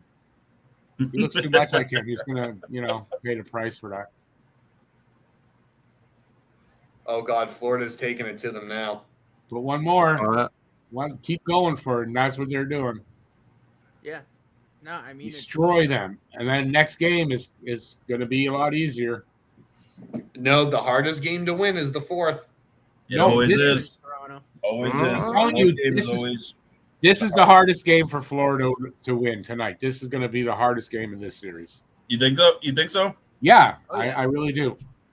Because this is the one. If they win this, they're going to have this series. And I'm a firm believer. Game 5 is the pivotal game in most. I mean, Rick, right? We saw that in 21, right? When the Habs won Game 6. Game 5. That was the same. Well, yeah.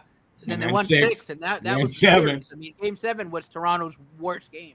And I called it that year too, right? Gone. Yeah. I said their sticks are going to get tighter grip, and their confidence is going to go, and that's what happened every game. Oh, Zero Cool. We got a new. I haven't seen Zero Cool. Welcome to the channel, there, Zero Cool. Let's go, Cats. Let's go, Cats. My American bias is showing. I think it's more like the Toronto hatred. My American bias is showing? What bias do I have to America? Dude, I'm even surprised there are fans in Canada that are still rooting for Toronto. And I'm just like, dude, I don't know how you do that. Like, I understand there's some issues between the geopolitical stuff, but geez, I couldn't even find myself rooting for Toronto. No. Okay, you gotta take it as it is, right? Like, you're better, Joe. Kim, can you imagine being a fan of any other team aside from the Bruins? I am. I mean, kind of, not really though. Like when it boils down to it, who do you want to win the Stanley Cup every year? I mean, yeah, obviously you're right. Well, and that's the thing, right? Like, the fact of the matter is, it's like you're born there, you're bred there, you're whatever it is, like I got friends, from Boston that their dad was a Yankees fan, their grandfathers were a Yankees fan, and they're Yankees fans, right? It's ingrained into you, and it is what it is, right? Like, That's I like me at can't root Notre for any Dame, other Steve, team. right? Like my dad and my grandfather are both huge. Yeah, I can't root I for mean, anyone. Steve, you mentioned like where you're born and like a lot of things are ingrained in you. I mean, for some whatever reason, like Nordy is a Habs fan and he's from Boston. I don't understand that at all. Like that one's like baffling. At least with like Nordy, why are you a Habs fan? He's stupid. My favorite player of all time, technically. Nice. Okay, well that's what it is, right? We all have our reasons why we support Alex the team. is a Flyers fan. Eric Lindros is his favorite player. Oh my God, Eric Lindros is his favorite player. Yeah, that's why he's a Flyers Yo, fan. what's wrong with the Big E? For one, his big head. Parents. Hey, really. That's a good comment. I like that. I'm still on team ABL. Anyone but Leafs. That's a good one. I appreciate that. I'll cheer. I will cheer for anybody playing the Leafs, even if I hate them too. But there's nobody I hate more than the Leafs. And don't get me wrong, guys. Like, don't take this the wrong way. I'm the same way with the Montreal Canadiens. I can't, in good conscience, vote for or root for the Montreal Canadiens. I just can't. Expect you to. Why would we expect you to? Right? Exactly. Right. You know what I mean?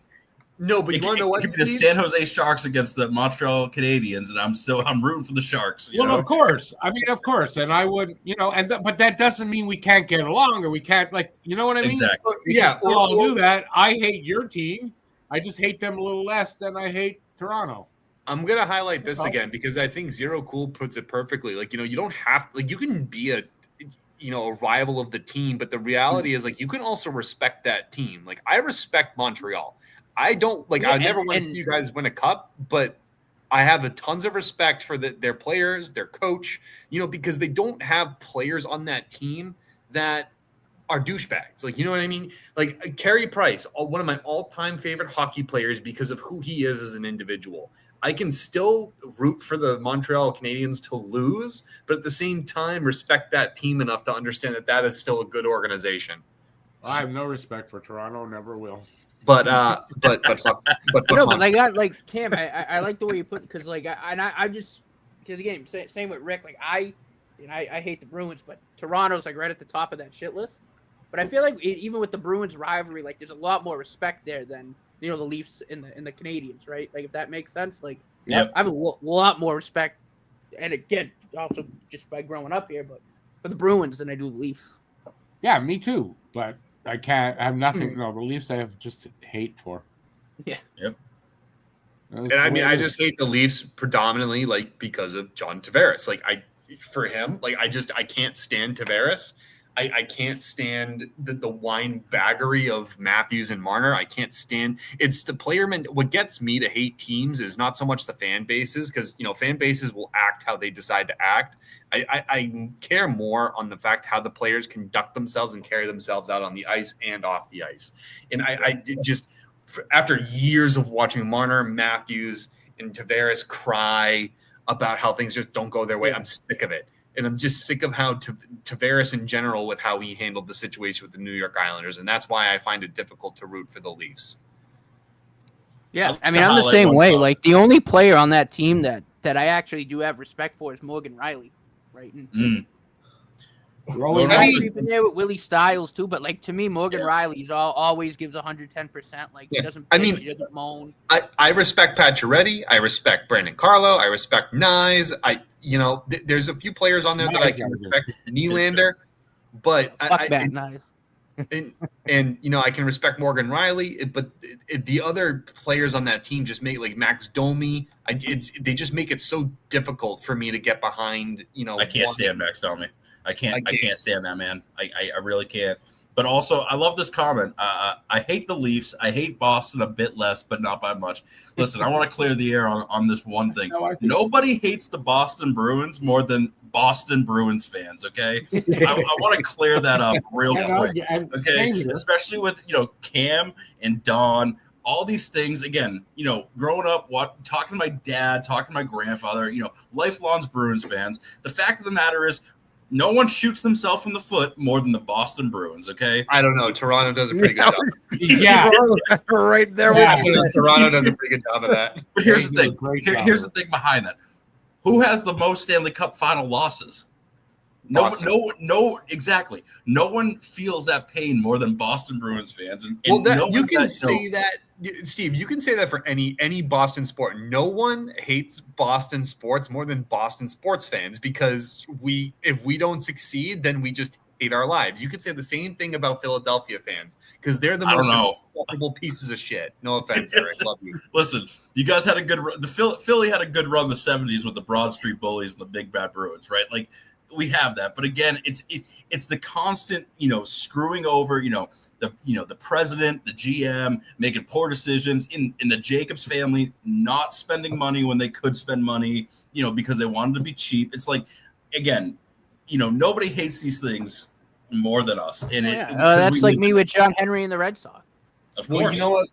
Look, I will say this: Charlie Jacobs is better than his father. Like, I will say that. At least, like, he's better than how the historical Jacobs have done it. He's like, all right, yeah, we'll spend a little bit more money. Oh, scores! Oh my God, yeah! That might be the hockey game. Wow, that's it. Game's over. Nail in the coffin. Yeah, game's over. That is over. a nail in the coffin. Nail in the coffin, boys. Wow. Brad Treliving's going. What? Yeah. Well, He don't look too happy. That Boquist? Brendan Shanahan needs to get fired if when Boquist, the guy they put in. if the Leafs. Did he? Is it him that got it? Yeah, Boquist. Yeah. Oh yeah, it is. That was a nice pass though. Fucking nice pass. Nice. Series right there, yeah. Might be the Toronto series does it right again. there, Guru, right Toronto does it again. Lets us all down. there. Toronto didn't let me down. Was it just par for the course then? They did exactly what I wanted them to do. Exactly how I expected this series to go. Yep. So far. That's Well, I not guess- over yet, but It's not over yet, but you can tell, it's one of those things where I guess it works out as a Bruins fan where, hey, we needed this team to go to the Eastern Conference Final. And does anybody know how many games Brad Marchand has played in the playoffs? Is it at least 50%? Because he's played in all. He hasn't missed a Okay, game. perfect. As long as it gets to the Eastern Conference Final, we get our pick out of that and make that trade less a little bit less of a sore in my my ass. It's good. It's good for you guys. Wait, we're being insulted here. I still can't believe I celebrated. My Canada ball cap? What do you mean, my I Canada? still feel ball icky cap? about it, but Not a Canada ball cap. It just says Canada on it.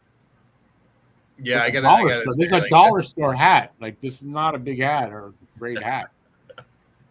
Fellas, I gotta say, like, this is kind of what I expected from, like, since game one. Like, I expected Florida to play like this, but, like, now the Leafs are starting to show that they're kind of folding a bit. Like, I don't think there's any shot in hell the Leafs are winning in Florida. The Leafs were not going to go to the freaking finals because they fold. Like, Listen. I will say this: we have yet to see how the Leafs respond with desperation. Oh no, we have for like the last 7-8 years. No, but not.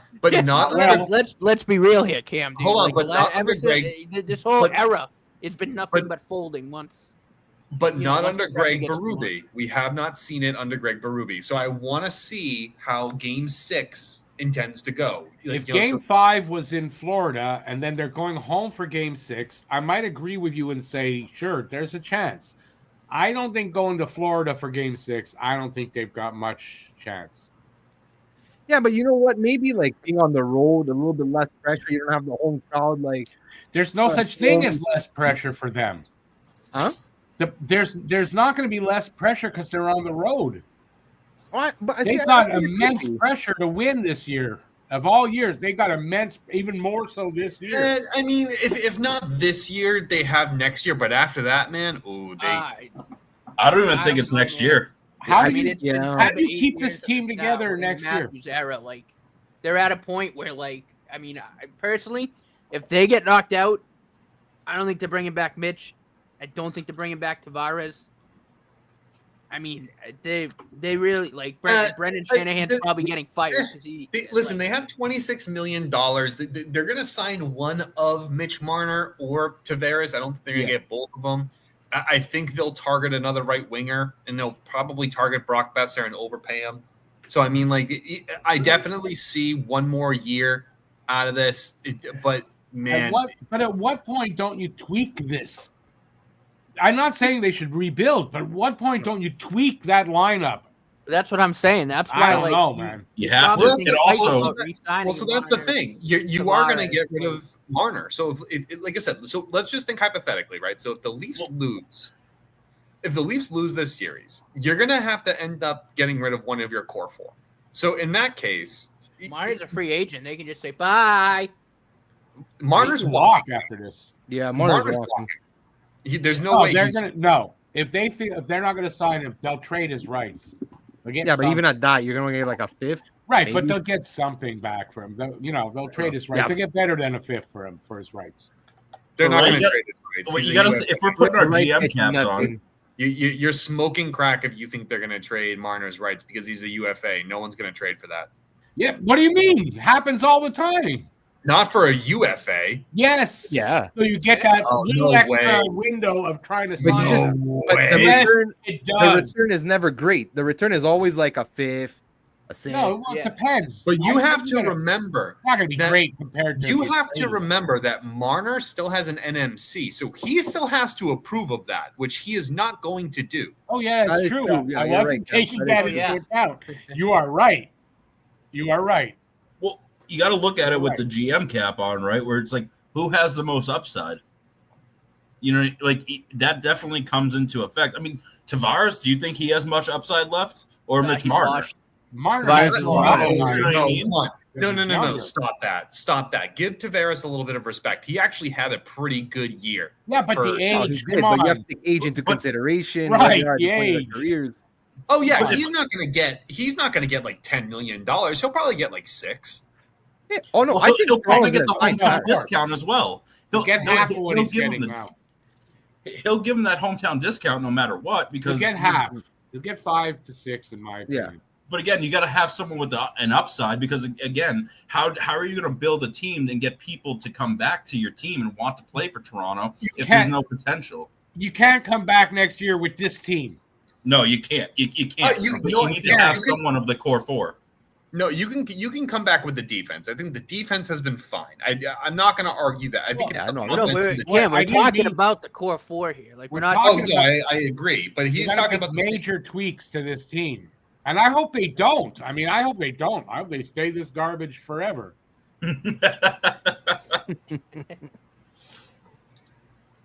Oh, what?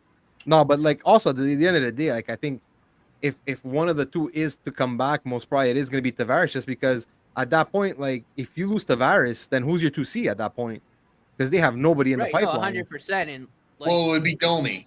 Your option is Domi. You want to go into next season with Domi as your 2C? Is your 2C? That's crazy. No, that's crazy, Cam. But they've got a tweak though. But hold on, hear me out. Okay. They could go for Sam Bennett. They could. Oh yeah. Oh, 100%. I was actually going to mention that after. Like, yeah. So realistically speaking, but outside of Sam Bennett and Brock Besser, there really isn't much out there right now. You could go for Jonathan Drouin, but he's been more of a winger. They got to do something about their culture there. It's a losing culture. Well, that's why they brought in Berube. Yeah, they got to continue and make tweaks to make whatever the window is. They've got to do something in the off season to make that a possibility for next year. So they got to move a couple of guys and bring in some, it's got to be more than one player. Yeah, it has to be more than one player. But the thing is, also you got to think about it. Like, you guys aren't really baseball guys, but George Steinbrenner, right? Win at all costs. Like, I don't care what it costs. I don't care what it entails. Win he literally didn't. Costs. They had the biggest payroll ever. Like they always had the biggest payroll. The Yankees. Like the Dodgers now. Mm-hmm. Fucking ridiculous. No, but that like I was saying anyway, like Marner I think definitely walks. And I think just the money that you're gonna save just letting him go, like you can make a couple like decent even trades. Like last time we were talking about someone like, let's say, Evander Kane, like in Edmonton. You know, number 4. Edmonton. Wow.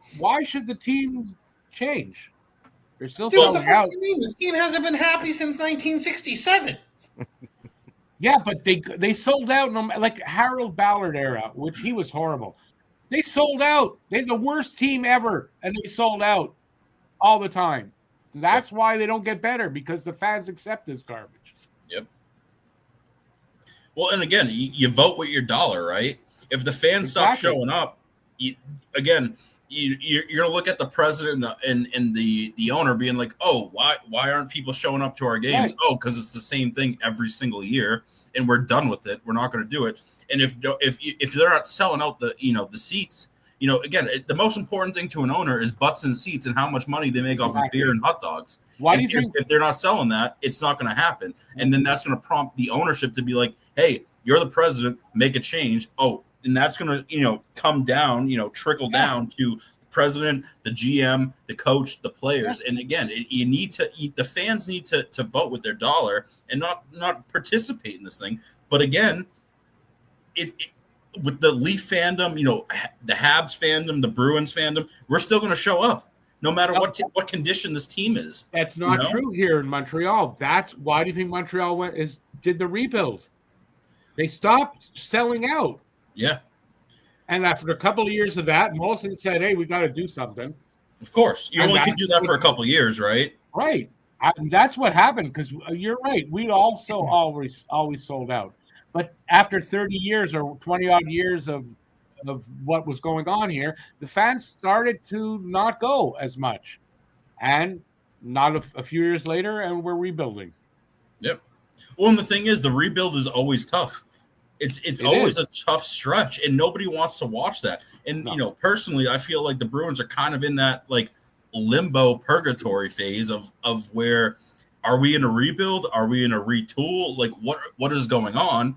And this might, the Bruins season of this current season might be what the Leafs look like next season, and fans need to prepare for that. Because who knows what's going to happen in the offseason with, what draft picks they're going to get, who they're trading, who's not coming back. Because, hey, if I'm, Austin Matthews, I want to win a Stanley Cup. And I want to go to the best possible team to win a Stanley Cup to get my name on that trophy. Yeah, I don't agree with that with Austin Matthews, but okay. I think he's waiting to get out of here. I don't think he really cares about that. It doesn't show in the way he plays in the playoffs. He is kind of soft in the playoffs. I will give you that. But again, I don't think you play professional hockey if you don't want to win a Stanley Cup. And I think that's what it comes down to. I don't agree with you for everyone. I think there are players that don't care. They just want the money and, and they're happy with whatever. Well, if they wanted the money, they chose the wrong professional sport to get into, seeing as how the NHL is the lowest paid professional professional league. It's that of the top 4 professional leagues that are there, right? It's the sport they're good at. I think it's between them and basketball. But it's the sport they're good at, so some players are just happy to play and get paid, and they don't have that. Actually, I'm sorry. I think if you did it on a per game basis, it's baseball. What do you mean? If you counted the salary on a per game basis, I believe actually baseball is the lowest played, because 162 games, but divided by their annual salary, I think they're the lowest paid. But the thing is, have you ever seen a $450-500 million contract ever? And granted, you know what? I'll give the respect of the per game check, as opposed to signing bonuses, playoff bonuses, and that stuff. But the fact is, the money isn't there in the NHL. And you're not seeing $400 million contracts in the NHL. Actually, I think in baseball you have like at least a $50 million player, right? Someone's getting $50 million a year. Of course. Yeah, but then so even if you consider, like, let's say in hockey there's 82 games, in baseball there's 162. Mm-hmm. So like even at, let's say you cut that by half, you're still making, let's say, $25 million. Like for a baseball player, I'm saying like the highest paid baseball player will still make more than the highest paid hockey player, if you understand. Of how many games. If you're looking at average, though, if you're looking at average contract, I guess no, it would still be lower because of if you take into account the $900,000 salaries. Yeah, it gets. But hockey is the lowest paid professional sport of the top 4 sports. Yeah. American football. I mean, listen, nobody can compare money, game checks with soccer and baseball. Soccer again is the most popular sport in the world. Yes. Right? Soccer, forget it, dude. Soccer, I mean, like it's like what? How much does freaking Messi and Ronaldo make? It's absurd. I mean, they make Ronaldo's $100,000 over per game. $100 million. Ronaldo's making billions of $3/4 dollars. of that is just endorsements. Their actual soccer money's nothing. And you can't compare with the soccer money. I mean, it's nuts. Yeah, soccer's ridiculous. But like back to the Leafs, right? I think this offseason they really have to look maybe into like a retool, because like we were saying before, like even like let's say Marner walks, and like Cam, you brought before, Sam Bennett, right? Let's say they let fucking JT walk. Tavares, like, thank you for everything you've done, but like we're going in a different direction. They bring in a guy like Sam Bennett, who plays with more of an edge, that plays that heavy style. And like I was saying before, like let's say you go bring in someone like an Evander Kane, again, a guy that plays physical, that plays with an edge. These are the guys that you need to succeed in the playoffs. Yep. Exactly. Yeah, it's nice to have like 1 or 2 of those guys in your bottom 6, but these aren't the guys that are making the difference right now for the Leafs. Like, do you want a guy like Evander Kane? Like, you could argue he's starting to get washed up too, and he's probably. But look what he's doing right now for Edmonton. Look.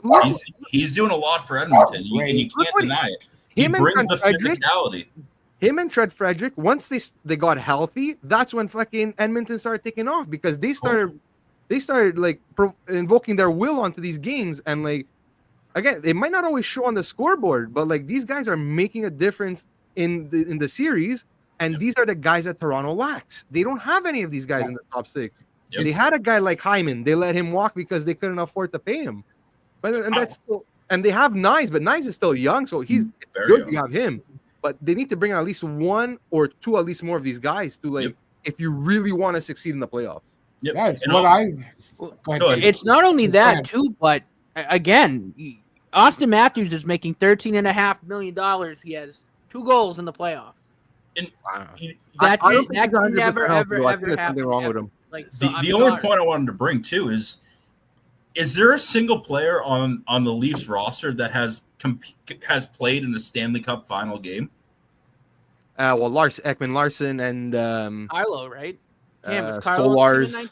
Okay, but let's say you bring in a Sam Bennett, a Stanley Cup champion, right? Whatever. Steve. One quick question to Matt, because he mentioned Carl. I heard Carlo. What was the question?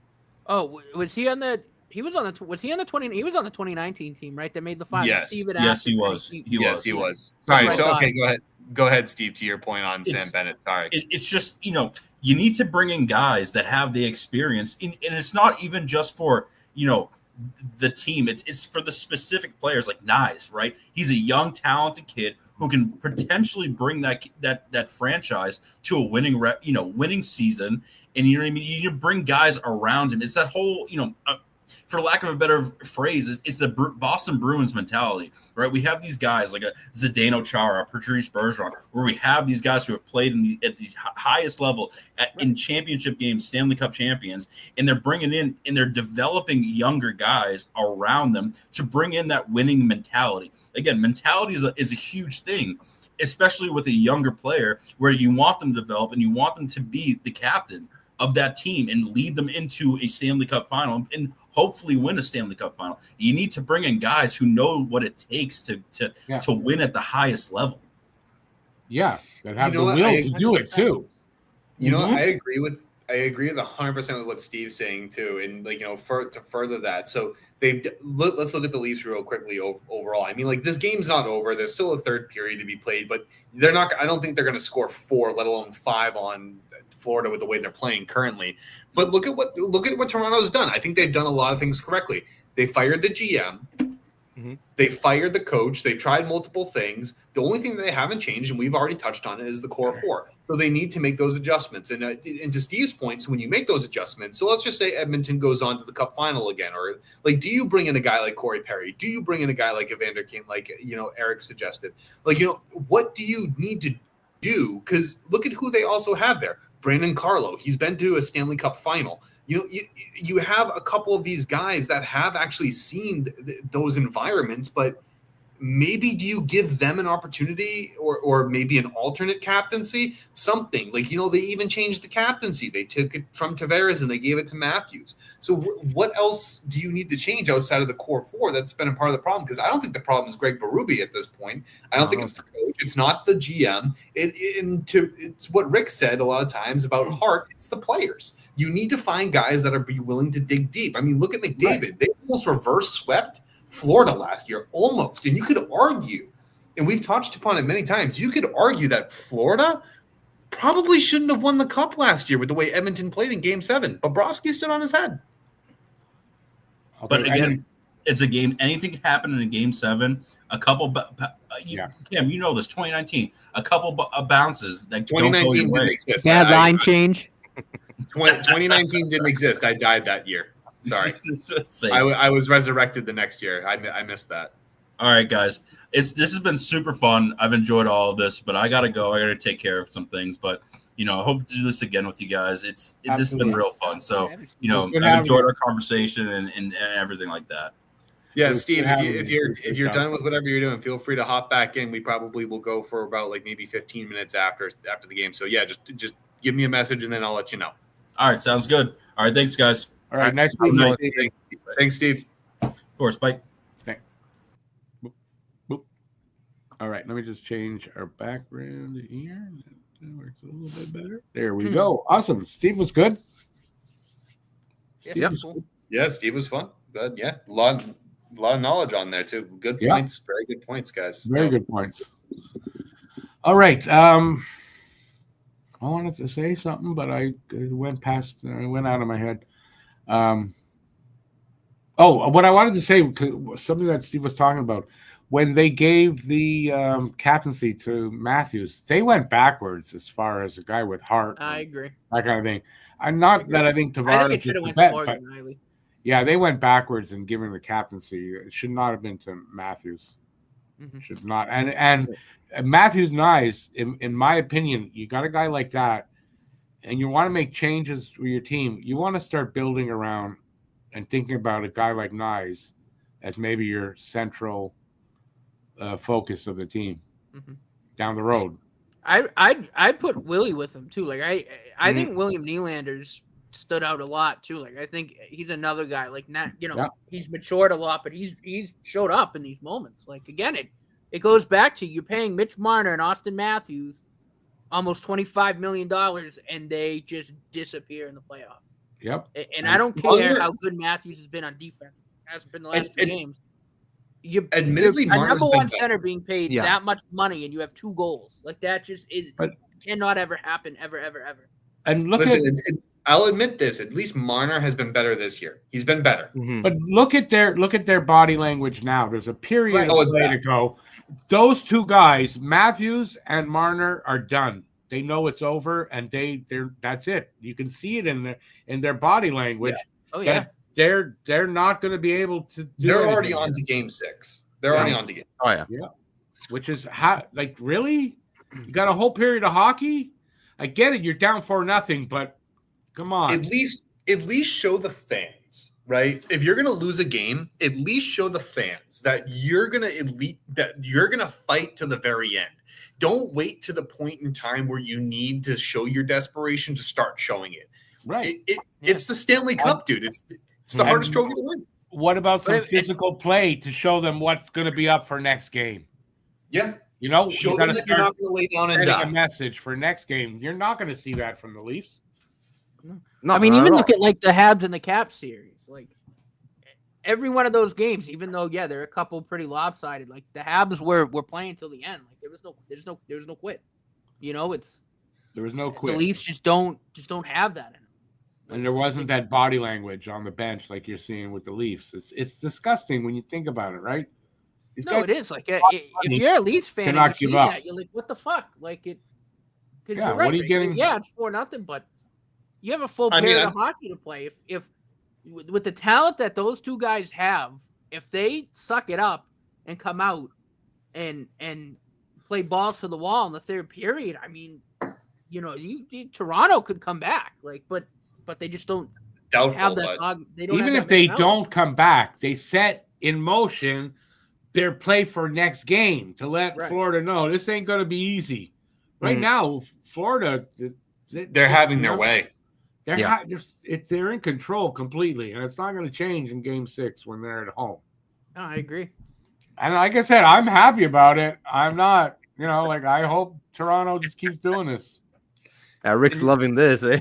Yeah. Well, if it came down to a desperation battle, so if Toronto were to win in Florida, which mind you, that's going to be that's a difficult challenge to do. You know what I mean? That is going to be very hard for them to accomplish. And that Game 7 is going to be very exciting because you have a team like Florida who does not shy away from Game 7 opportunities. So they'll take a look at that and they'll take exception. They will battle it. They've been there before. Toronto's been there several times, but they haven't slain that demon. Florida, they know how to close it out. They're going to close it out on, I guess, when is the next game? Friday. Oh, God, go figure. I'm going to be on a freaking flight back to Boston when that game's going on. That's going to suck. Yeah. It might be a boring game, and in that you don't get much out of Toronto in the next game. I'm not expecting Toronto to come out on Friday and be desperate and play desperate hockey and win that game. I'm not expecting that at all. Well, if they don't, then I sort of am. But the thing is, if Florida if they score the first goal, the game's over. Because again, we've seen it the last 8 years. Yeah, you're gonna see that body language from Marner and Matthews. Like they're gonna be like, "Oh shit! Oh, they scored. It's over. We can't win." It's like it's fucking 1-0. Like what are you doing? It's already in their heads. You can see their body language. It's already in their heads. They're wondering whether they can win. Be in the best interest of the Toronto Maple Leafs to let Mitch Marner walk. Like, I'm in 100% agreement with both of you. If on Friday, if Toronto does not score the first goal, that's the series. That's going to be pivotal. If they can't score the first goal, that their heads are going to be down and they're going to start choking up on the sticks, like Rick said. I agree. I'm 100% on board with you guys. Yep. It's too bad. I mean, for the Leafs fans that they couldn't get to the third period and get far in there, and this game in doubt. Like I don't know how this game could be happening. There's still potential for this game to get ugly. Like it was funny after the 4-0 goal. I looked and I went, "Oh shit! It's only the second period." How's it gonna get ugly? Who's gonna fight for Toronto? Exactly, and that's the problem. I don't know, 6-0. Like they could really. They don't have it. To get ugly, then these guys would be showing more emotion on the bench, not just. I'm just talking about the score. Look at Matthews' face. There's no emotion. Marner taking his thing out of his mouth, and you can see it's done. You could see it on their freaking faces. Yeah. And that's where I think that does them wrong. They don't have the mentality to get it done, Rick. And you've mentioned it again. We could beat this till we're blue in the face. They don't have it here. That's what's missing. I agree. We've all. Unfortunately, where's their motivational piece? Like I said, the opportunity to see his team play the Leafs in the playoffs, but I mean, Cam, you, me, Rick, we've seen it firsthand, right? In the series that our teams have played against the Leafs. This is exactly what happens. Heads go down. When you get them in this position, they cannot come back. What that's a sign to me of? Like, if you look at the way these guys are talented, let's be real, all right? Nice, talented. Marner, Matthews, Nylander, they are talented players. You have to be. You're playing in the NHL. You have to have some degree of talent, right? And for them, they're very talented players. I don't have to like the Leafs, but I can definitely recognize good talent. The only problem is that talent. Good talent. That's where the frustration comes in because they're not doing anything. Well, that's to my point. Is just like, do you ever wonder with like the way they hold themselves? Is it kind of like they were always handed things to them? Like, do they just expect these trophies or anything to come to them as if just because they're the bee's knees and they are talented that it's going to come easy? No, that's not how you win championships. Championships are won through blood, sweat, and tears. Yeah. So do it. They don't have it in them. They're not those type of players. It's a team too stocked with players that don't have that aspect of their game. You can have guys like that through your lineup a little bit, but man, if it's the bulk of your lineup are guys like that, you're not winning anything in the playoffs. Exactly. Like the biggest problem with the Leafs is it's just basically it's redundancy. You have too many of the same type of guys. Yeah, exactly. And like you look at perfect example. Look at Florida. Who would you say on Florida is really like that massive 100-point superstar? Who? Tkachuk. Barkov. But Tkachuk. but maybe like 90-point whatever. But these guys bring different elements to the game. You know what I'm saying? It's like but you have guys like Matthews, like Marner, like Nylander, like Tavares. They're just very similar. They're just skilled players, but they don't bring much else to the table. It's just wave after wave of the same thing. Exactly. So that's why you need to balance your team. You need a more balanced team. Like one of the big, and I understand why they did it, but one of the biggest mistakes Toronto did was trading Nazem Kadri. Yeah. It was in the end, yeah. And I understand. Look, the guy was getting suspended in the playoffs and whatever. But look at Colorado since Nazem Kadri left. They've been searching for another Nazem Kadri, and they can't fucking replace him. And they won the cup with him, and then he left. And look, I think they haven't made it past the second round either. Colorado since they won the cup. True. Like the playoffs, those kind of players are really important. And that's why I think like I said before, on the offseason, they have to retool their top six because you cannot go back into next year with the same guys. It's not going to work. And at the same time, you got to fill out the rest of the team with better players. This is another thing. You haven't got guys on the bottom six at all that can step up and make a difference in a game. See, I want to actually – I saw this comment. I want to contest it a little bit. The reason why Tampa lost was not because they didn't have the grit or the skill. It's because they were going up against a much deeper team the way of the Florida Panthers. Like, Vasilevsky's still a top 10 goaltender, arguably top 5 goaltender in the league. That defense is still pretty good. Hedman's got a lot left in the tank. Ryan McDonough played well. Austin Chernak. Like they had a good team, but the only thing why they lost was because they just were not as deep as Florida. I mean, that's what it really came down to. I mean, they hadn't Nikita Kucherov disappeared off the face of the earth. Yeah, I'll say that too. Yeah, he didn't have a great playoff. He was, what was it? After it was either the game before Florida knocked him out or right after Florida knocked him out. And I saw the stat he I think had 1 point the whole series. Or so it was something ridiculous. Yeah. I was like, really? Like that's why they lost. I mean, Nikita Kucherov isn't Nikita Kucheroving. They're fucked. Yeah, Braden Point too. Like their entire top six were not performing to what they needed to do, and it was because, and like I said, it's because Florida they're a deep team. They're very, very deep. No, 1,000%, and again, right, but with Kucherov, like again, someone of that talent, if he's not performing, and because there was such a big gap between him and like whoever was second on the team in points, it's like. You're kind of screwed. Like, and I know Braden Point is still a very good player, but I mean Kucherov, but I don't even know what year in a row it is now. Is in a finalist for MVP again. It's like, when your top guy. I would even say a comparison to Tampa would be Colorado. Tampa, I mean. When you look at Colorado and Dallas, when they played against each other, those were two I would say almost equally as deep teams. I would argue Dallas was deeper, but it was close. You know what I mean? Like you just look at it and like any one of those teams could have came out of that. No, I mean it was, and look at Colorado. Like McKinnon showed up, like he always does. Makar showed up, like. Yeah, Coyle even had some good opportunities. I mean, Brock Nelson was a huge guy for them. Like it's. No, 1,000%. And what lost Tampa the series again? It wasn't the grit or skill. It was just that they were unfortunately their bottom six just was not good enough to compete with Florida, and their top six was shut down. Well, Vasilevsky was like okay. I think he wasn't great in the series. He was okay. He was okay. And the depth. Like, look, that's what happens when you go on these runs and you have to start having to pay some of your players. It's you lose the depth. They lost the whole. But again, it also, I think, also shows kind of a bit of a glaring weakness for that team. Like, and again, not that it wasn't kind of obvious with the point totals Kucherov gets, but it's like we really kind of saw like, wow, if you take Kucherov out, they had nothing. You know what I mean? Like they couldn't do anything. Well, when your best player is not playing to his best, you can't. Well, no, it's hard to exactly. win, and that's Toronto. Matthews is not there. How are they going to win? No. And again, nobody to step up. We've said it several times. The fans, like, you know what I mean. It sucks.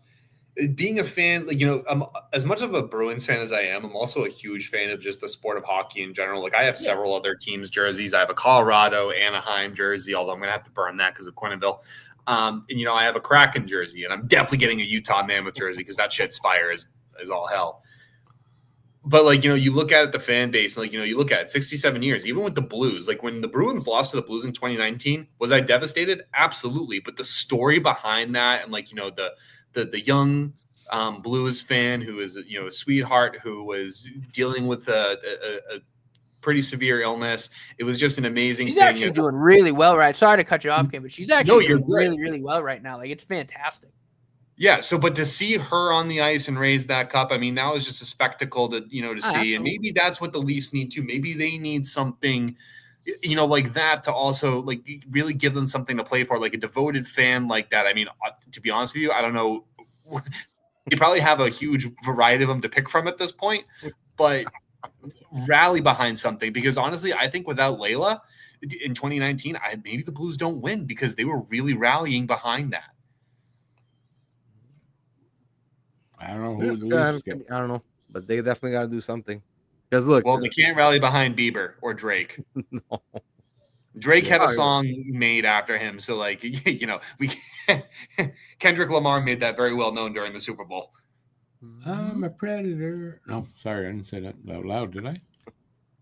No, but like we've mentioned before, like look, they've changed the coach 3 times now. This is like Broby's like the third of this or the fourth. I don't even know at this point. Yeah. But in this run, huh? Do we want to count Babcock? Because I think that might have been a mistake for them.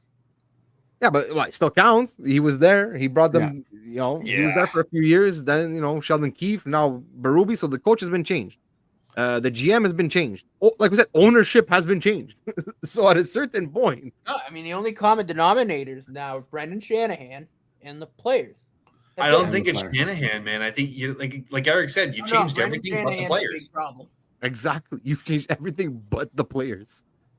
So, certain point, I think we got to rethink things. But they won't. Shanahan is handcuffed. Underway for the third. He handcuffed Dubas because Dubas was gonna make some big moves, and Shanahan went out of his way to tell the core 4, nobody's going anywhere. Dubas was like, "What the fuck?" By the way, can someone call 911 because there's a loose animal in Toronto? What? The Panthers are going crazy. Panther. Oh, come on, Rick, keep up. Born to be a Hab. Be nice, old. Born to be a Hab asked, "Who's going to want Matthews in a trade?" I'll lead off. Right. Yeah, I would take him. I mean, I'd take him. He's a talented player. Yeah. Maybe the system doesn't matter the most. He might need a fresh start. Yeah. He just might need to change the scenery. Well, like again, it's not like he's a bad player. I just think, like we said, like we've all said, we think just the mix is completely off.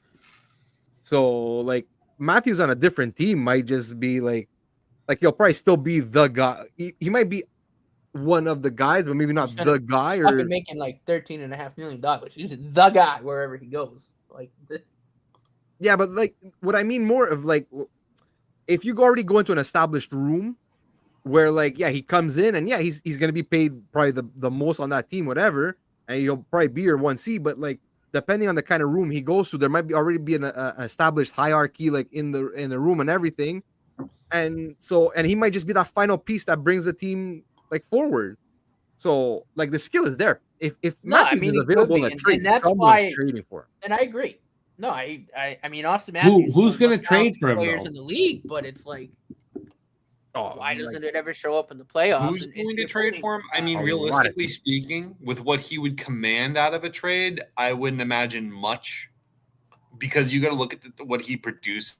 So I don't think you would see him go in a trade. You might see him walk in free agency. I mean, but also I think he respects Toronto enough that he would want to at least leave them with something. So I mean, it really depends on the situation on who has the draft capital and the cap space. So yeah. And besides, like, you think a team that not going to make the playoffs is going to trade for him at that kind of money? No. So he'd have to go to a team that is a contender. And are they going to pick up? No, he's not. They're not going to be able to trade him. Well, I don't think the Leafs would trade him anyway. Like, unless like he really asks for a trade or something. They should try. But, they won't. If Marner walks and you trade Matthews, then you're rebuilding. Like, I get that, but I don't think they should do that. Really, you would rebuild him around Matthew Nyes. That would be your next guy, and he's going to get paid. He's going to get $8 million. Yeah, he should. Probably. Oh, it's at least 7. I saw a contract, a projected contract for Hudson, $10 million. Woof. Oh, Hudson, like right after his ELC, I think he gets a minor bridge deal and then he'll get big bucks. Oh no, he'll get signed to a long-term deal right away. If they get him for $10 million now, it's better than getting him for 13 later or 14. I think he'll get him. No, I think he's worth cap going up. 10 mil's fine. No, I think he'll get money. But I don't know. Like after like year 3, would he? I don't know. I would see like maybe 3 years, $8 million, and then maybe you give him the 10, 11. Oh no, they're gonna lock him up long term, especially if he has another season like he did last year. That's 8 years, $80 million. Because next year's the last year of his ELC, right? Yeah. Oh, I didn't know that. Yeah, no, he'll. Yeah. Do you think they resign him? Do you think they sign him this offseason or they wait till like? No. Apparently, he wants to sign. He wants to sign as quickly as possible. I definitely want to. Oh yeah. No, a lot of guys like that would say, "Yeah, give me the bridge deal, and I'll earn that much more later." He wants to sign now, as quickly as possible.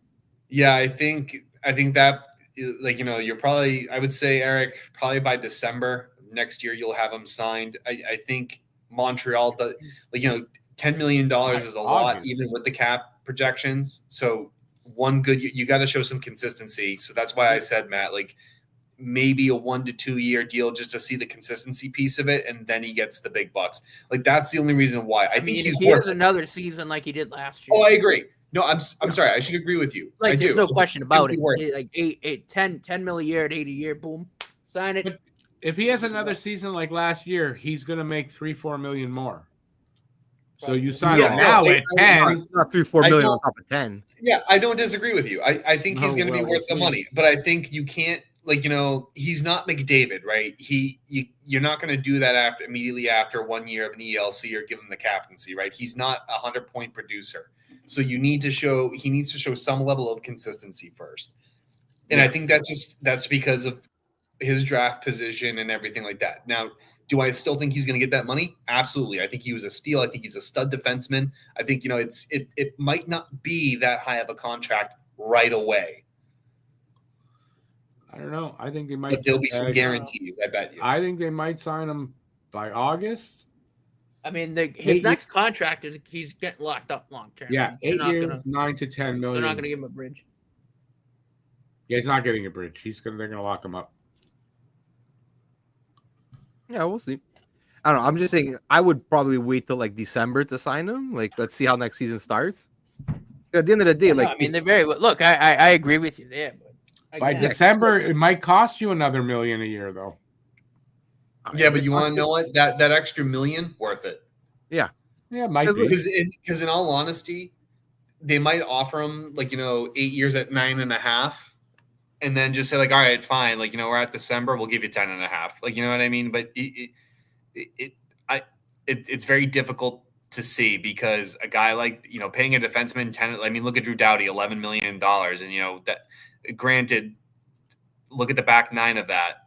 It doesn't look too great, so I mean, Lane Hudson's also 20 and. Yeah, no, I agree with 70 points a year. No, I agree with you. it's with Cale money in the Makar's cap making, I think, projections. I 9.5. understand it's. Quinn Hughes, I think, is making 10. Like that's the ballpark for Lane Hudson. if you ask me. Yeah. Okay. Well, you don't compare. I'm sorry. Don't compare Lane Hudson to Quinn Hughes. Why? Not Lane yet. Hudson just finished 5th in Norris voting. Yeah, but don't compare the two yet. Quinn Hughes Quinn Hughes has a little bit more of NHL experience, and he's shown proven. He does. Consistency. Lane Hudson blew his and Cale Makar's rookie years out of the water. That's fine. So that's 1 year, Completely but out of the water. Don't start that comparison yet off of 1 year. You get into very dangerous territory with that. Too early to tell, but he's on his way.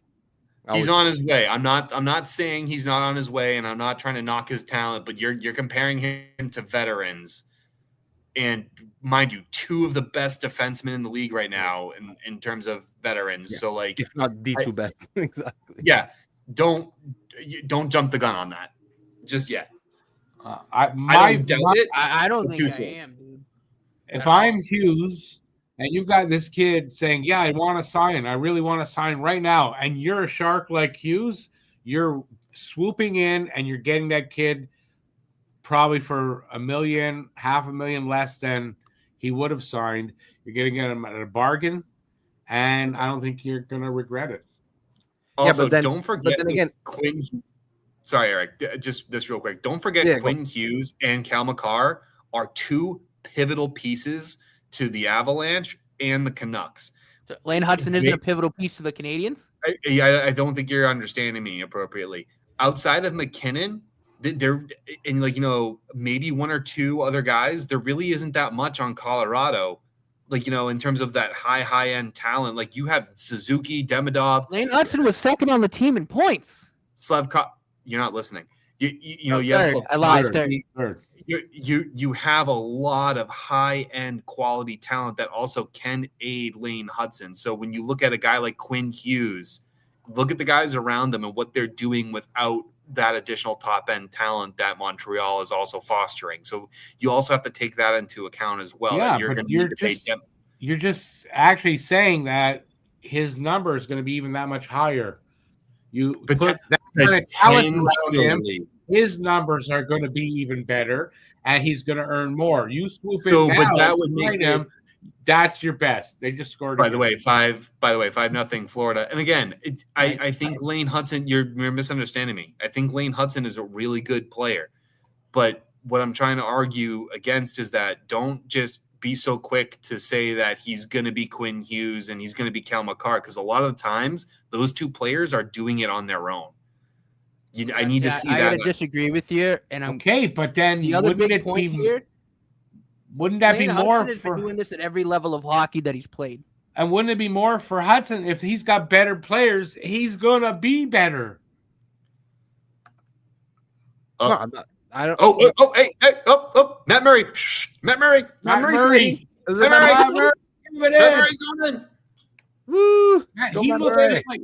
Have you ever seen this comedian Mateo Lane? No. He's a gay guy. Man, does Matt Murray look just like him? Okay.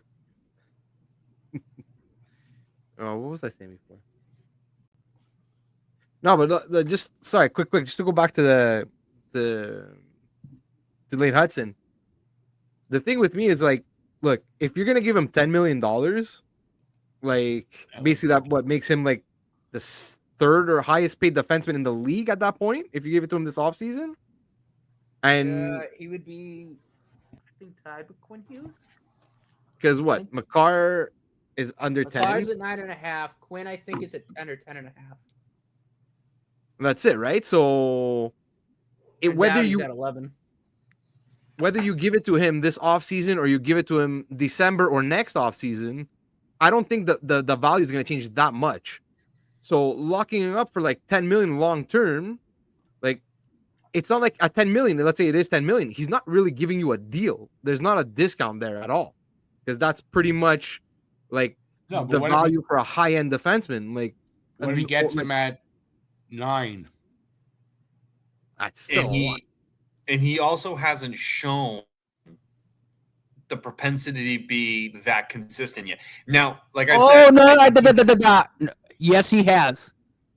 Yes, he has. Really? Both years he played in college. Years in the NHL? How many years has he played in the NHL? Okay, one. But did you watch him in college? Because he literally broke the Hockey East defenseman scoring record.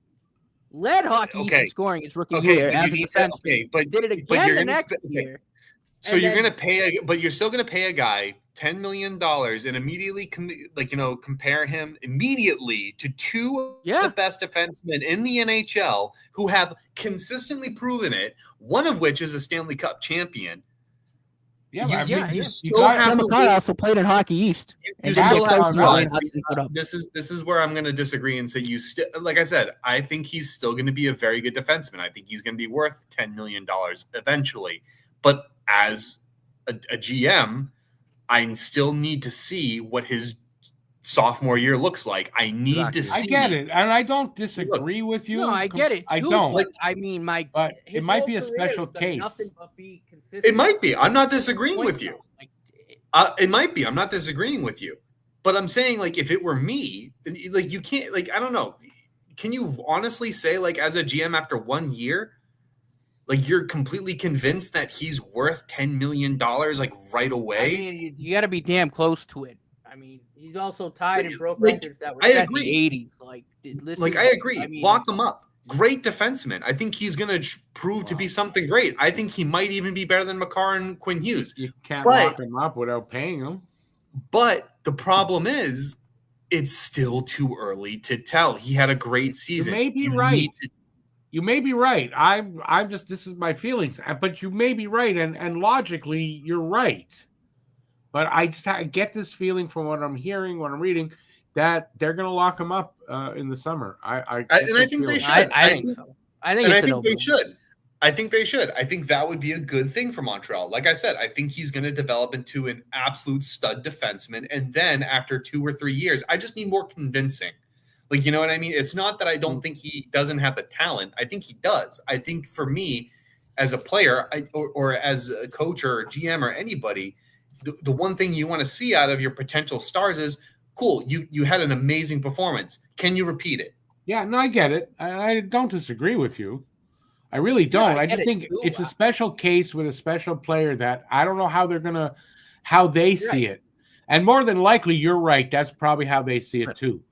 But I don't know. From what I'm hearing from people who know better than I do, it seems like they're going to sign him this summer. Yeah, as they should.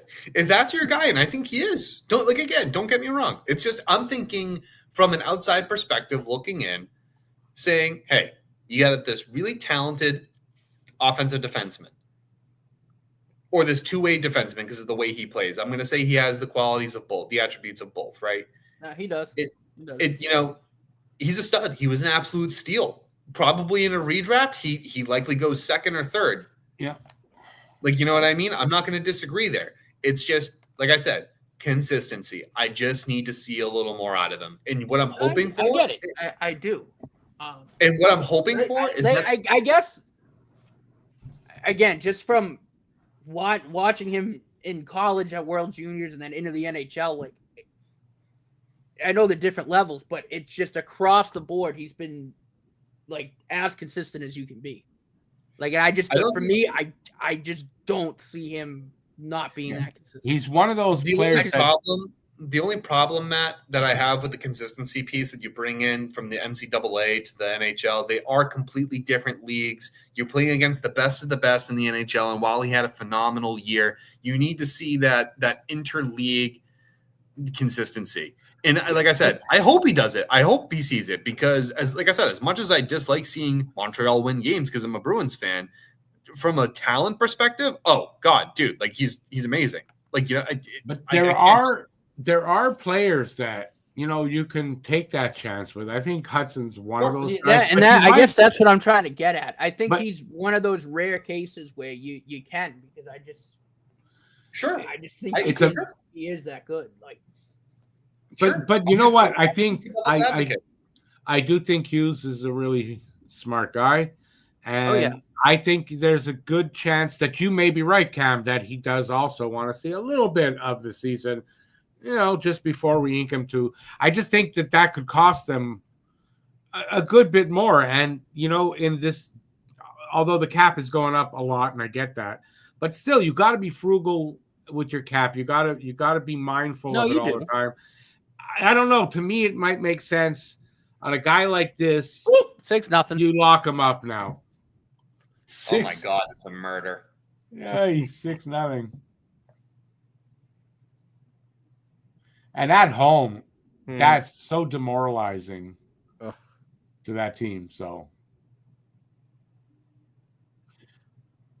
and I don't think Toronto has it in them to get revenge on Friday in Florida. I don't think they have it in them. You know what, though? Sometimes getting embarrassed like that actually gives you a little bit of extra motivation. So. Sometimes it does. It should. It should. It should. I can't wait for the LFR. But the good thing here, say Florida, say they win Toronto in Florida, but Florida comes in on I guess it'll be Sunday. Comes in on Sunday knowing they can win there. Oh yeah, that makes a big difference too. Yeah. Well, we'll see. Shout out to my man Derek White, who's absolutely balling right now. I don't know who that is. Basketball. Celtics.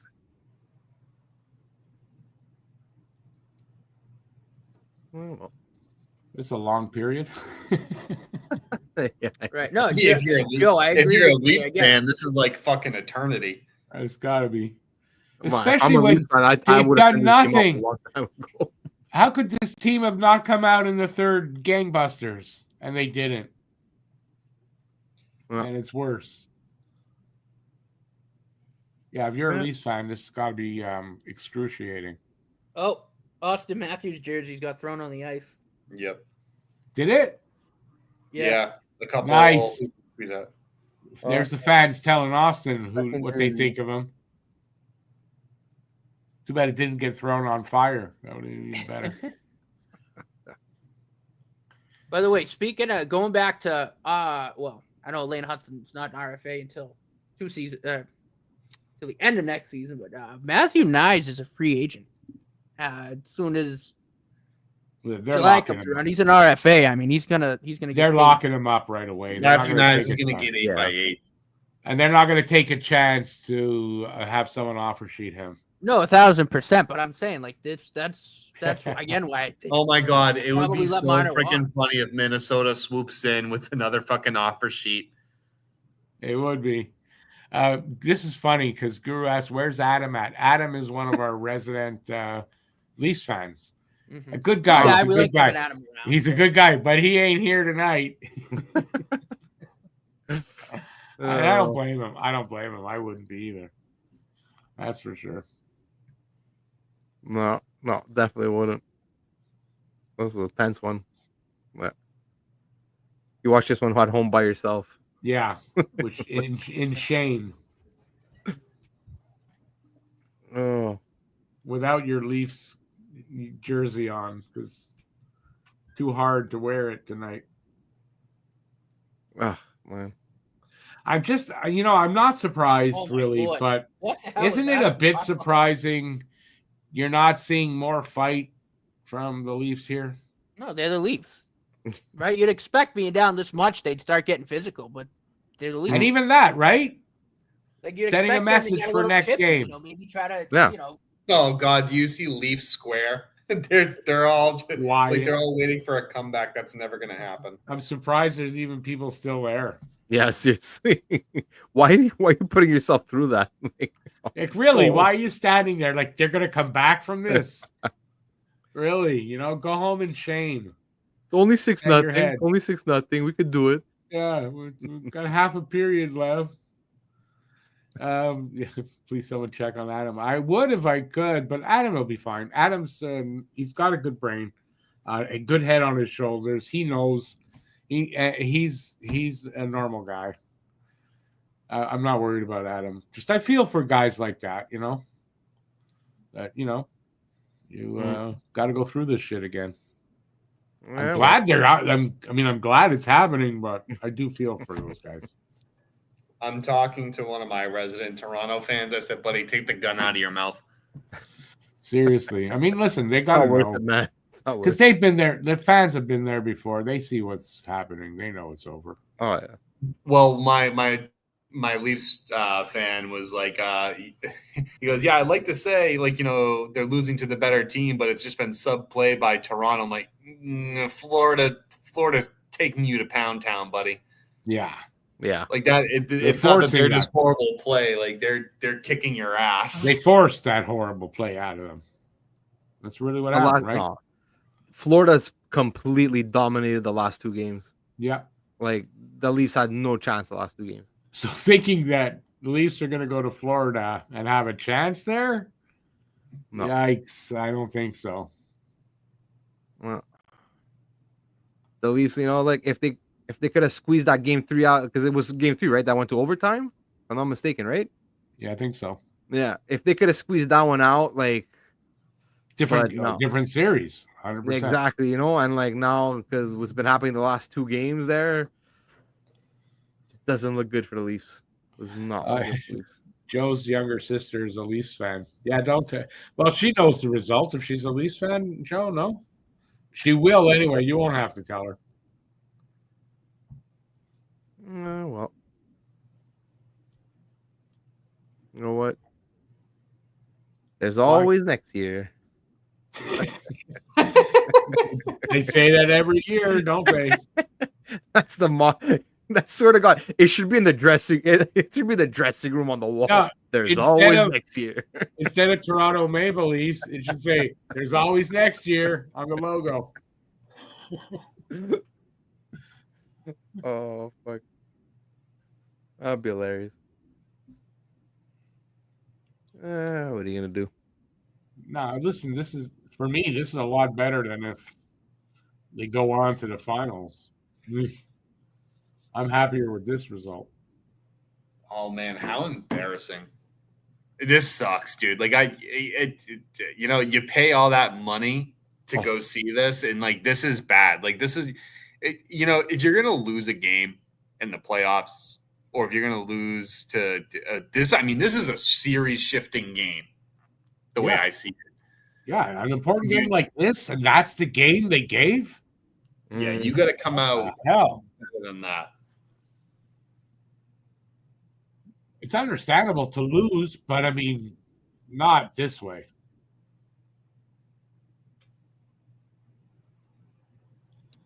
Oh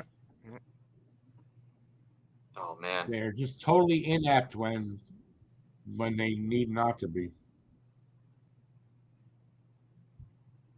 Too much pressure. They've got too much pressure on them now. Well, yeah. How do you imagine this is going to impact their ability to play? That's what I said. It's Here we get some stuff going on. Still, I mean, even that's not pushback, man.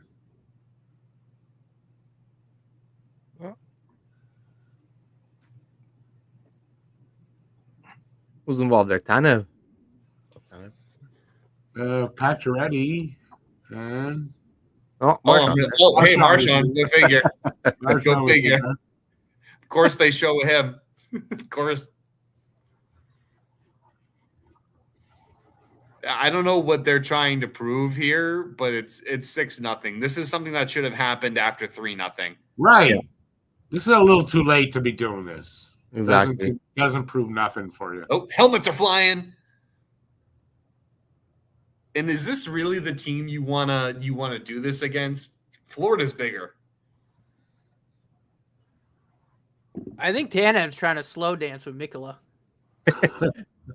At one point, it looked like legit, like he looks like he's in like a cat fight where he's look at Kachuk. Fucking hands. Look at Kachuk's face. He's enjoying this. What a douche. Oh, and the Leafs fans are like, I'm sorry, not the Leafs fans. Like some of the players have smiles on their faces. I'm like, do you not understand where the fuck you are in this? There's a lot of empty seats there at this point.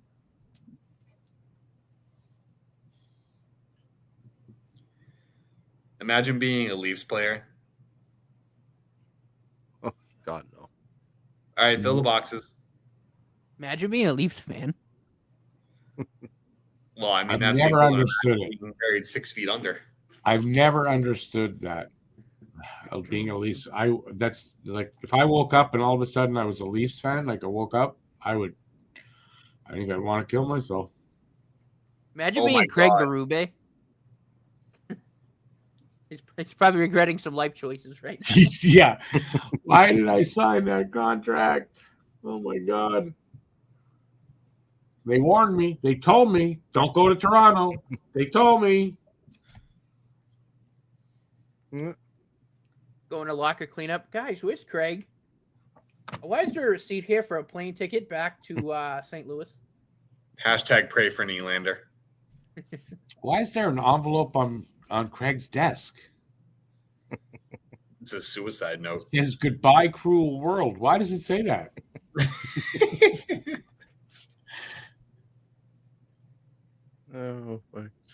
Oh my God. This comment by Joe. Oh God, yeah. Oh my God. I'd love to be in that room at the end of this game. You guys ever This hear? should have been the year they filmed that Oh, documentary. Marchand's gone. Have you guys heard of Coach Chippy? Yeah. So he He's does an awesome guy. videos on Reels on Facebook. Yeah, he's awesome. Yeah, dude. he's gonna do that. This guy's gonna do a video about in the Leafs dressing room after the Yeah, loss. I can't wait. He's so funny, dude. I love He that is guy. funny. He's a Leafs fan. You know that, right? Yeah, he is. But I mean, he's a normal Leafs fan. Yeah, Obviously, he's right? hilarious. He's a normal dude. He can handle it. Shout out to Coach Tippy. Hey, Coach Tippy. Yeah, you should definitely give us a like and a follow. We love you. He's getting popular, man. Yeah, have you seen him skate? Like, he's actually pretty good. Yeah, my he's God, Rick. a Canadian kid. He's a hockey player. Of course, he's pretty good. No, but he's getting he's getting mainstream. Like they're inviting him to things like the games and shit like that. He's getting pretty big. The LFR tonight and Hot Take Oh, Hockey's God. game review. Oh my God. Dangle's gonna be talking like this all night. Rick, John too. Hot Take, his game review. And who? John, yeah. Dude, there's another Oh, guy that I God. watch that, like, he just does reactions to games. Like, he's a Leafs fan at his heart, but, like, he does other games too. And he absolutely lost his shit when Brad Marchand scored the game winner in game 3. Yeah. Oh, I did. He was too. just like I was very happy. he beat the crap out of his chair, and he just goes, "Of course, it's the fucking rat." And the chair just flies across the room. And I'm just like, that's awesome. What are they waiting on here? Oh, they're trying to figure out the penalties? I guess so. Dude, poor Joseph Wool. Yeah, he's it's not his fault. Celtics are gonna stay alive. Let's go. No, I think Wall was good in the first period. They just That's didn't fine. support Yeah. him. I mean, just, no support. What are you going to do? Mm. That's the one guy I kind of feel sorry for players on their team is Wall. Oh, I like Wall, Riley. No, but I mean Wall in particular because Wall. I mean, he tried. He tried. Oh, he played a good game. You know. No, this year they definitely can't use goaltending as an excuse. That's for sure. No, the team. No. Yeah, I agree with Eric. The team I don't want to say the team let them out to dry, but they definitely weren't picking up their guys. They weren't. Toronto was snoozing. Oh, the Guru's right on this here. The Leaf bashing TikToks are going to be hilarious after this game. That is true, and I'm going to get a lot of them on Reels on Facebook. I'm going to watch that tonight. All right. So are we doing Okay. till the end of this game, or Oh, you don't have. If you got to go, don't worry. I don't have to go? Just that, like. Yeah, I always stick it out, even though in a game but I always stick it out. So it turned out Toronto has a power play on this. Like it's going to do it. Oh, they end up with a and draw? even if they score a goal, like it's going to help. Yeah, it'll cut the lead to 5. There's still a chance. If we score one goal a minute, Yeah. Yeah, that's what they got to do. we can tie it up. Not even win. Nordy, We what is it? tie I it used up. to say, I can't score in 10 seconds, but he can.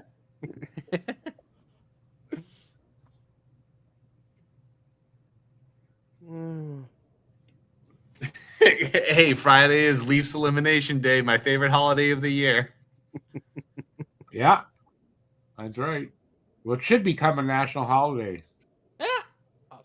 Imagine having Austin Matthews and Mitch Marner on your playoff power play. Sorry, I think Yeah, it's but that's the Pittsburgh thing. Island. That's the thing. You would expect it to be good. No, I know, when they just disappear. Like, I don't get it. It's every fucking year. It's like, It's poof. ridiculous. Yeah, he's not a. You don't sign Matthews because you think he's going to help you in the playoffs. I mean, I you mean, think he ideally. would with his price tag. I would but, hope he does. Well, you I don't. mean, you're It's- paying the guy fucking $13.5 million. You'd hope he, might, put the puck in the net because he's it's been kinda around his how many thing. years? How what's he done in the playoffs? Listen, I never much. said that it was a smart move. Never said that.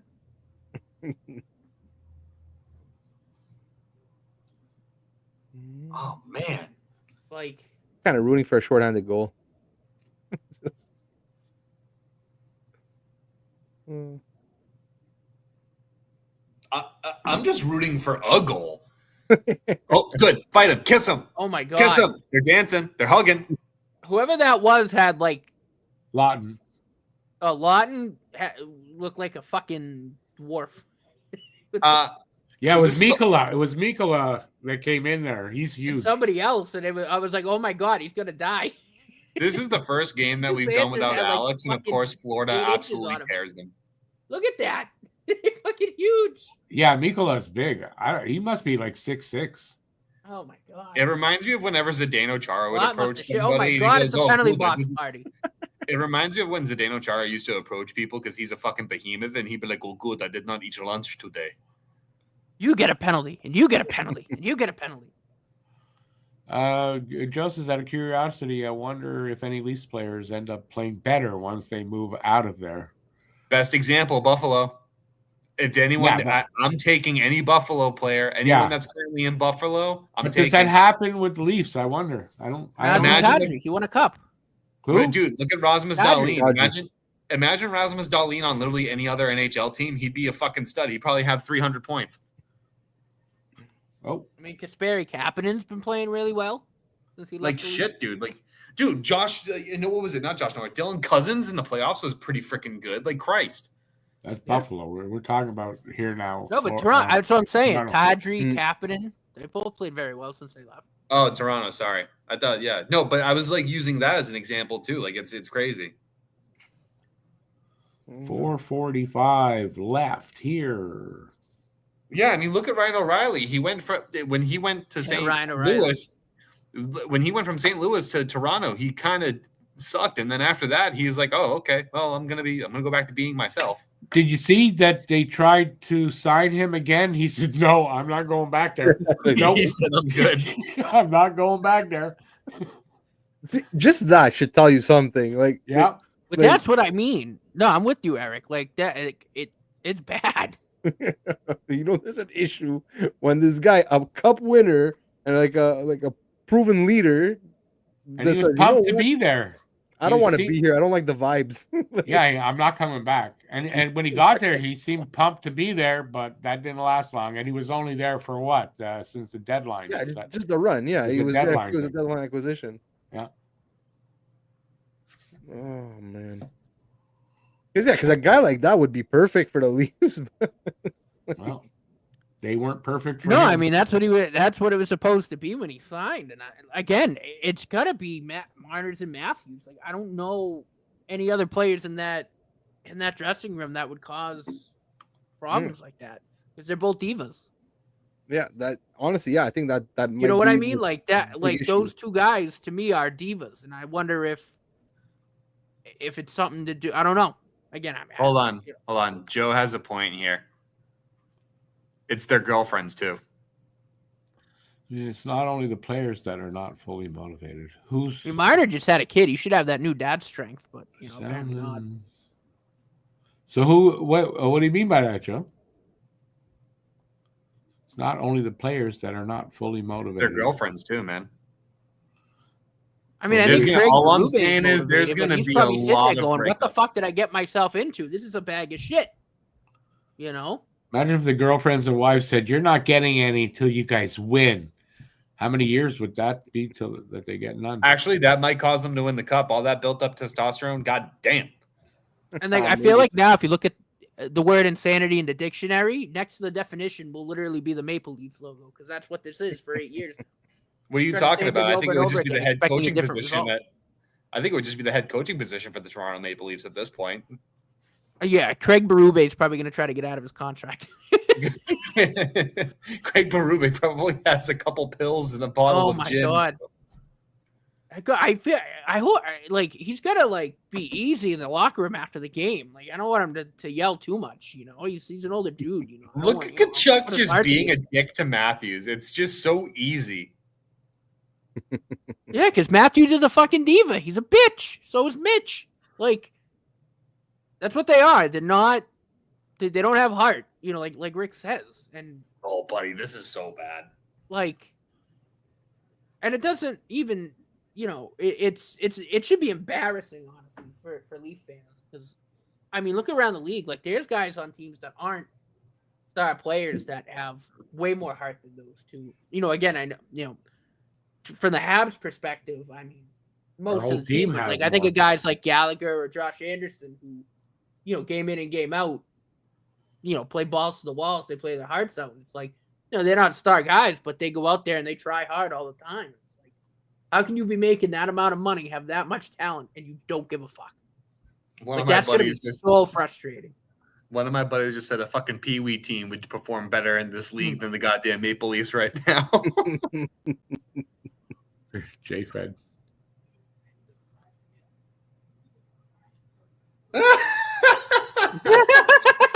Oh, come on, man. You can't. Come on. You're right. I say in 3 minutes and 10 seconds, cue Marner crying on the bench.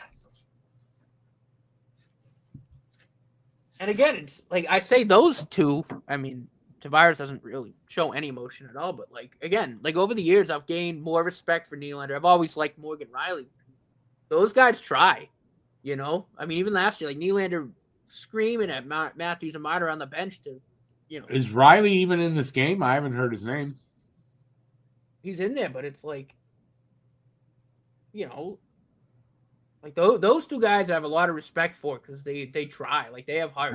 Hasn't you know, stepped up in Nylander's this game. matured a lot. Like but Marner's and Matthews have been the same ever since they got in the league. I don't know what it is, but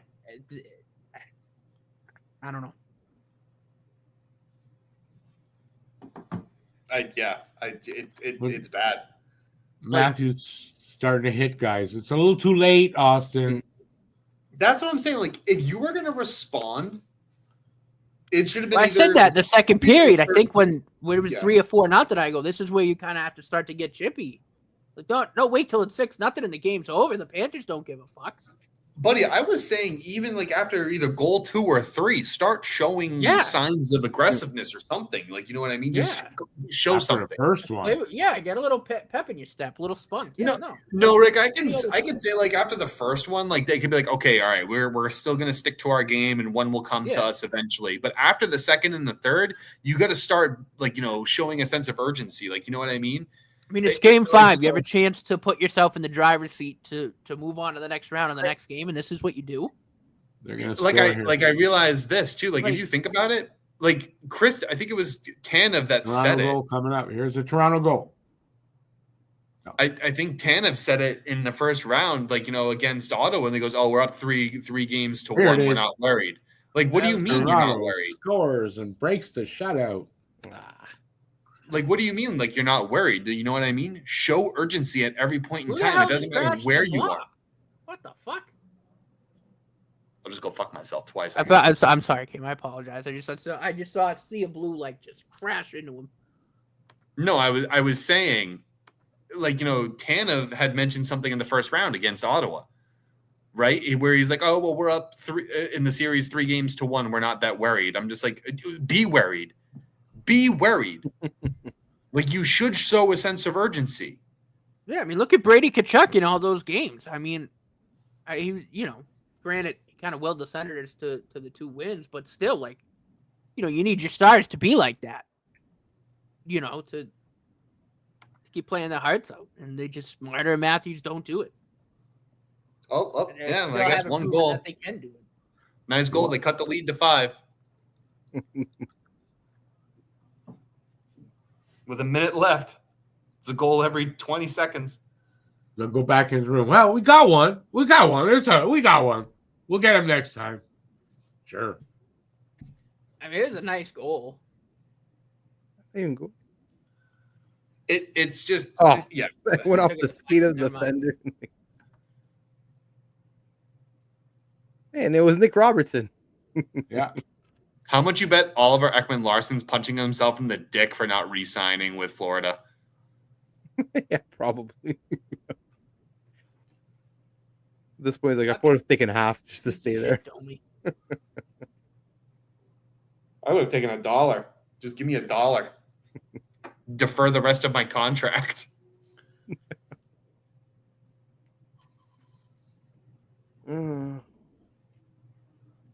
Minute 6 to go. Come on, let's get this over with. End the suffering. Let's go. Stop. He's already dead. Bums. Losers. I can leave. I still can't believe Mitch Marner's a father. What kind of... Leafs have 31 shots? Yeah, a lot of garbage time. I was going to say, when the hell did that happen? Yeah, really. Oh, Matt Murray complaining. What a sight to behold. And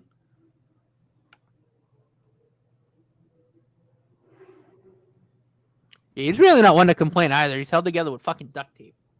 There's a minute 6 left. What's the difference? Drop the goddamn puck. They're not coming it's back. crazy. Like, there should be a mercy rule. Call it. They're not coming back in this game. What the hell? Let's get it over with. Kachuk's one hell of an ugly motherfucker, too, if you think about it. I'm wearing my Kachuk. I wore my Kachuk t-shirt last stream, too. I really love Sam Bennett's beard. So smooth. Mm. He definitely oils that thing. Mm. Nordy, why don't you have a beard like that? He doesn't oil it. I can't have a beard like that, dude. I'm Polish. I mean, I Sure. could grow my beard out. I just there's a Alicia power likes play. it short, so I can't let it get too. Oh. Too. Florida on the power play. But if you want to talk about a beard, fucking Joe Thornton's beard ought to be in the Hall of Fame. No, see, it's not as cleanly kept. It's just a long one. No, but still, like that's a legendary hockey beard. Oh, sure. I'll give you that. No, who was the Calgary player that had it? Like in the... Lanny McDonald with the Oh, mustache. Lanny McDonald's mustache. Yeah, give me that.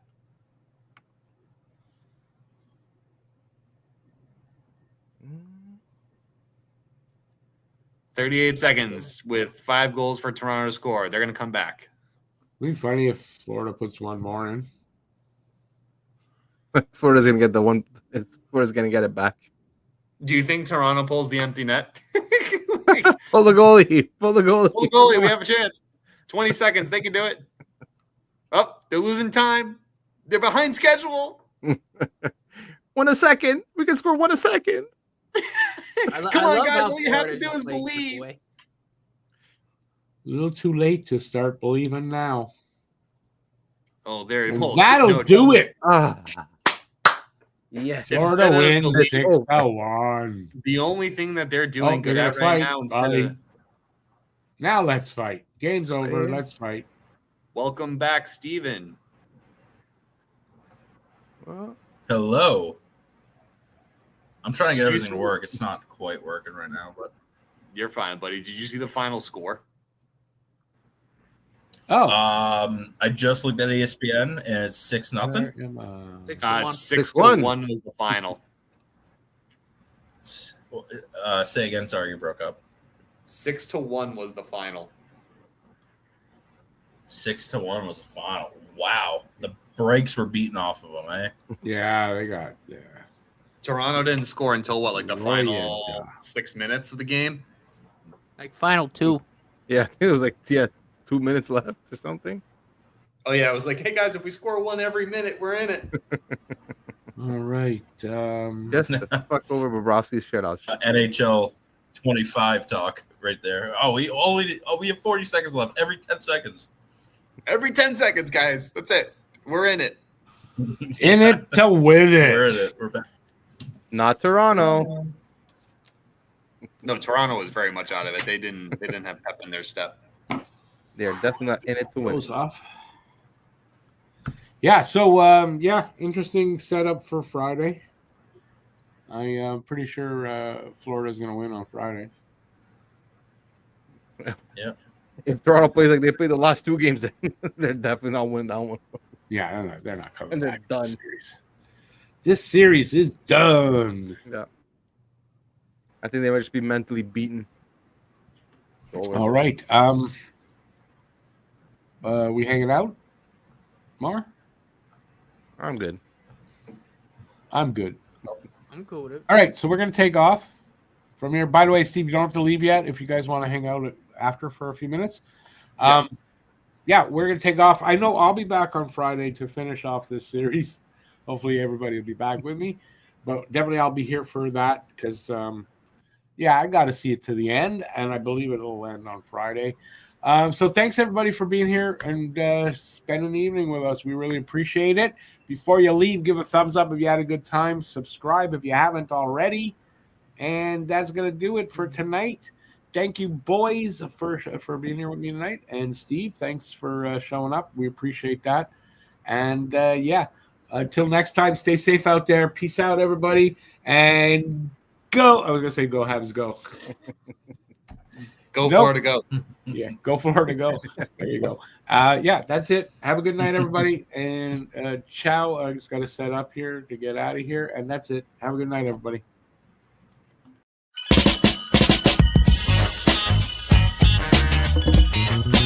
Thank you.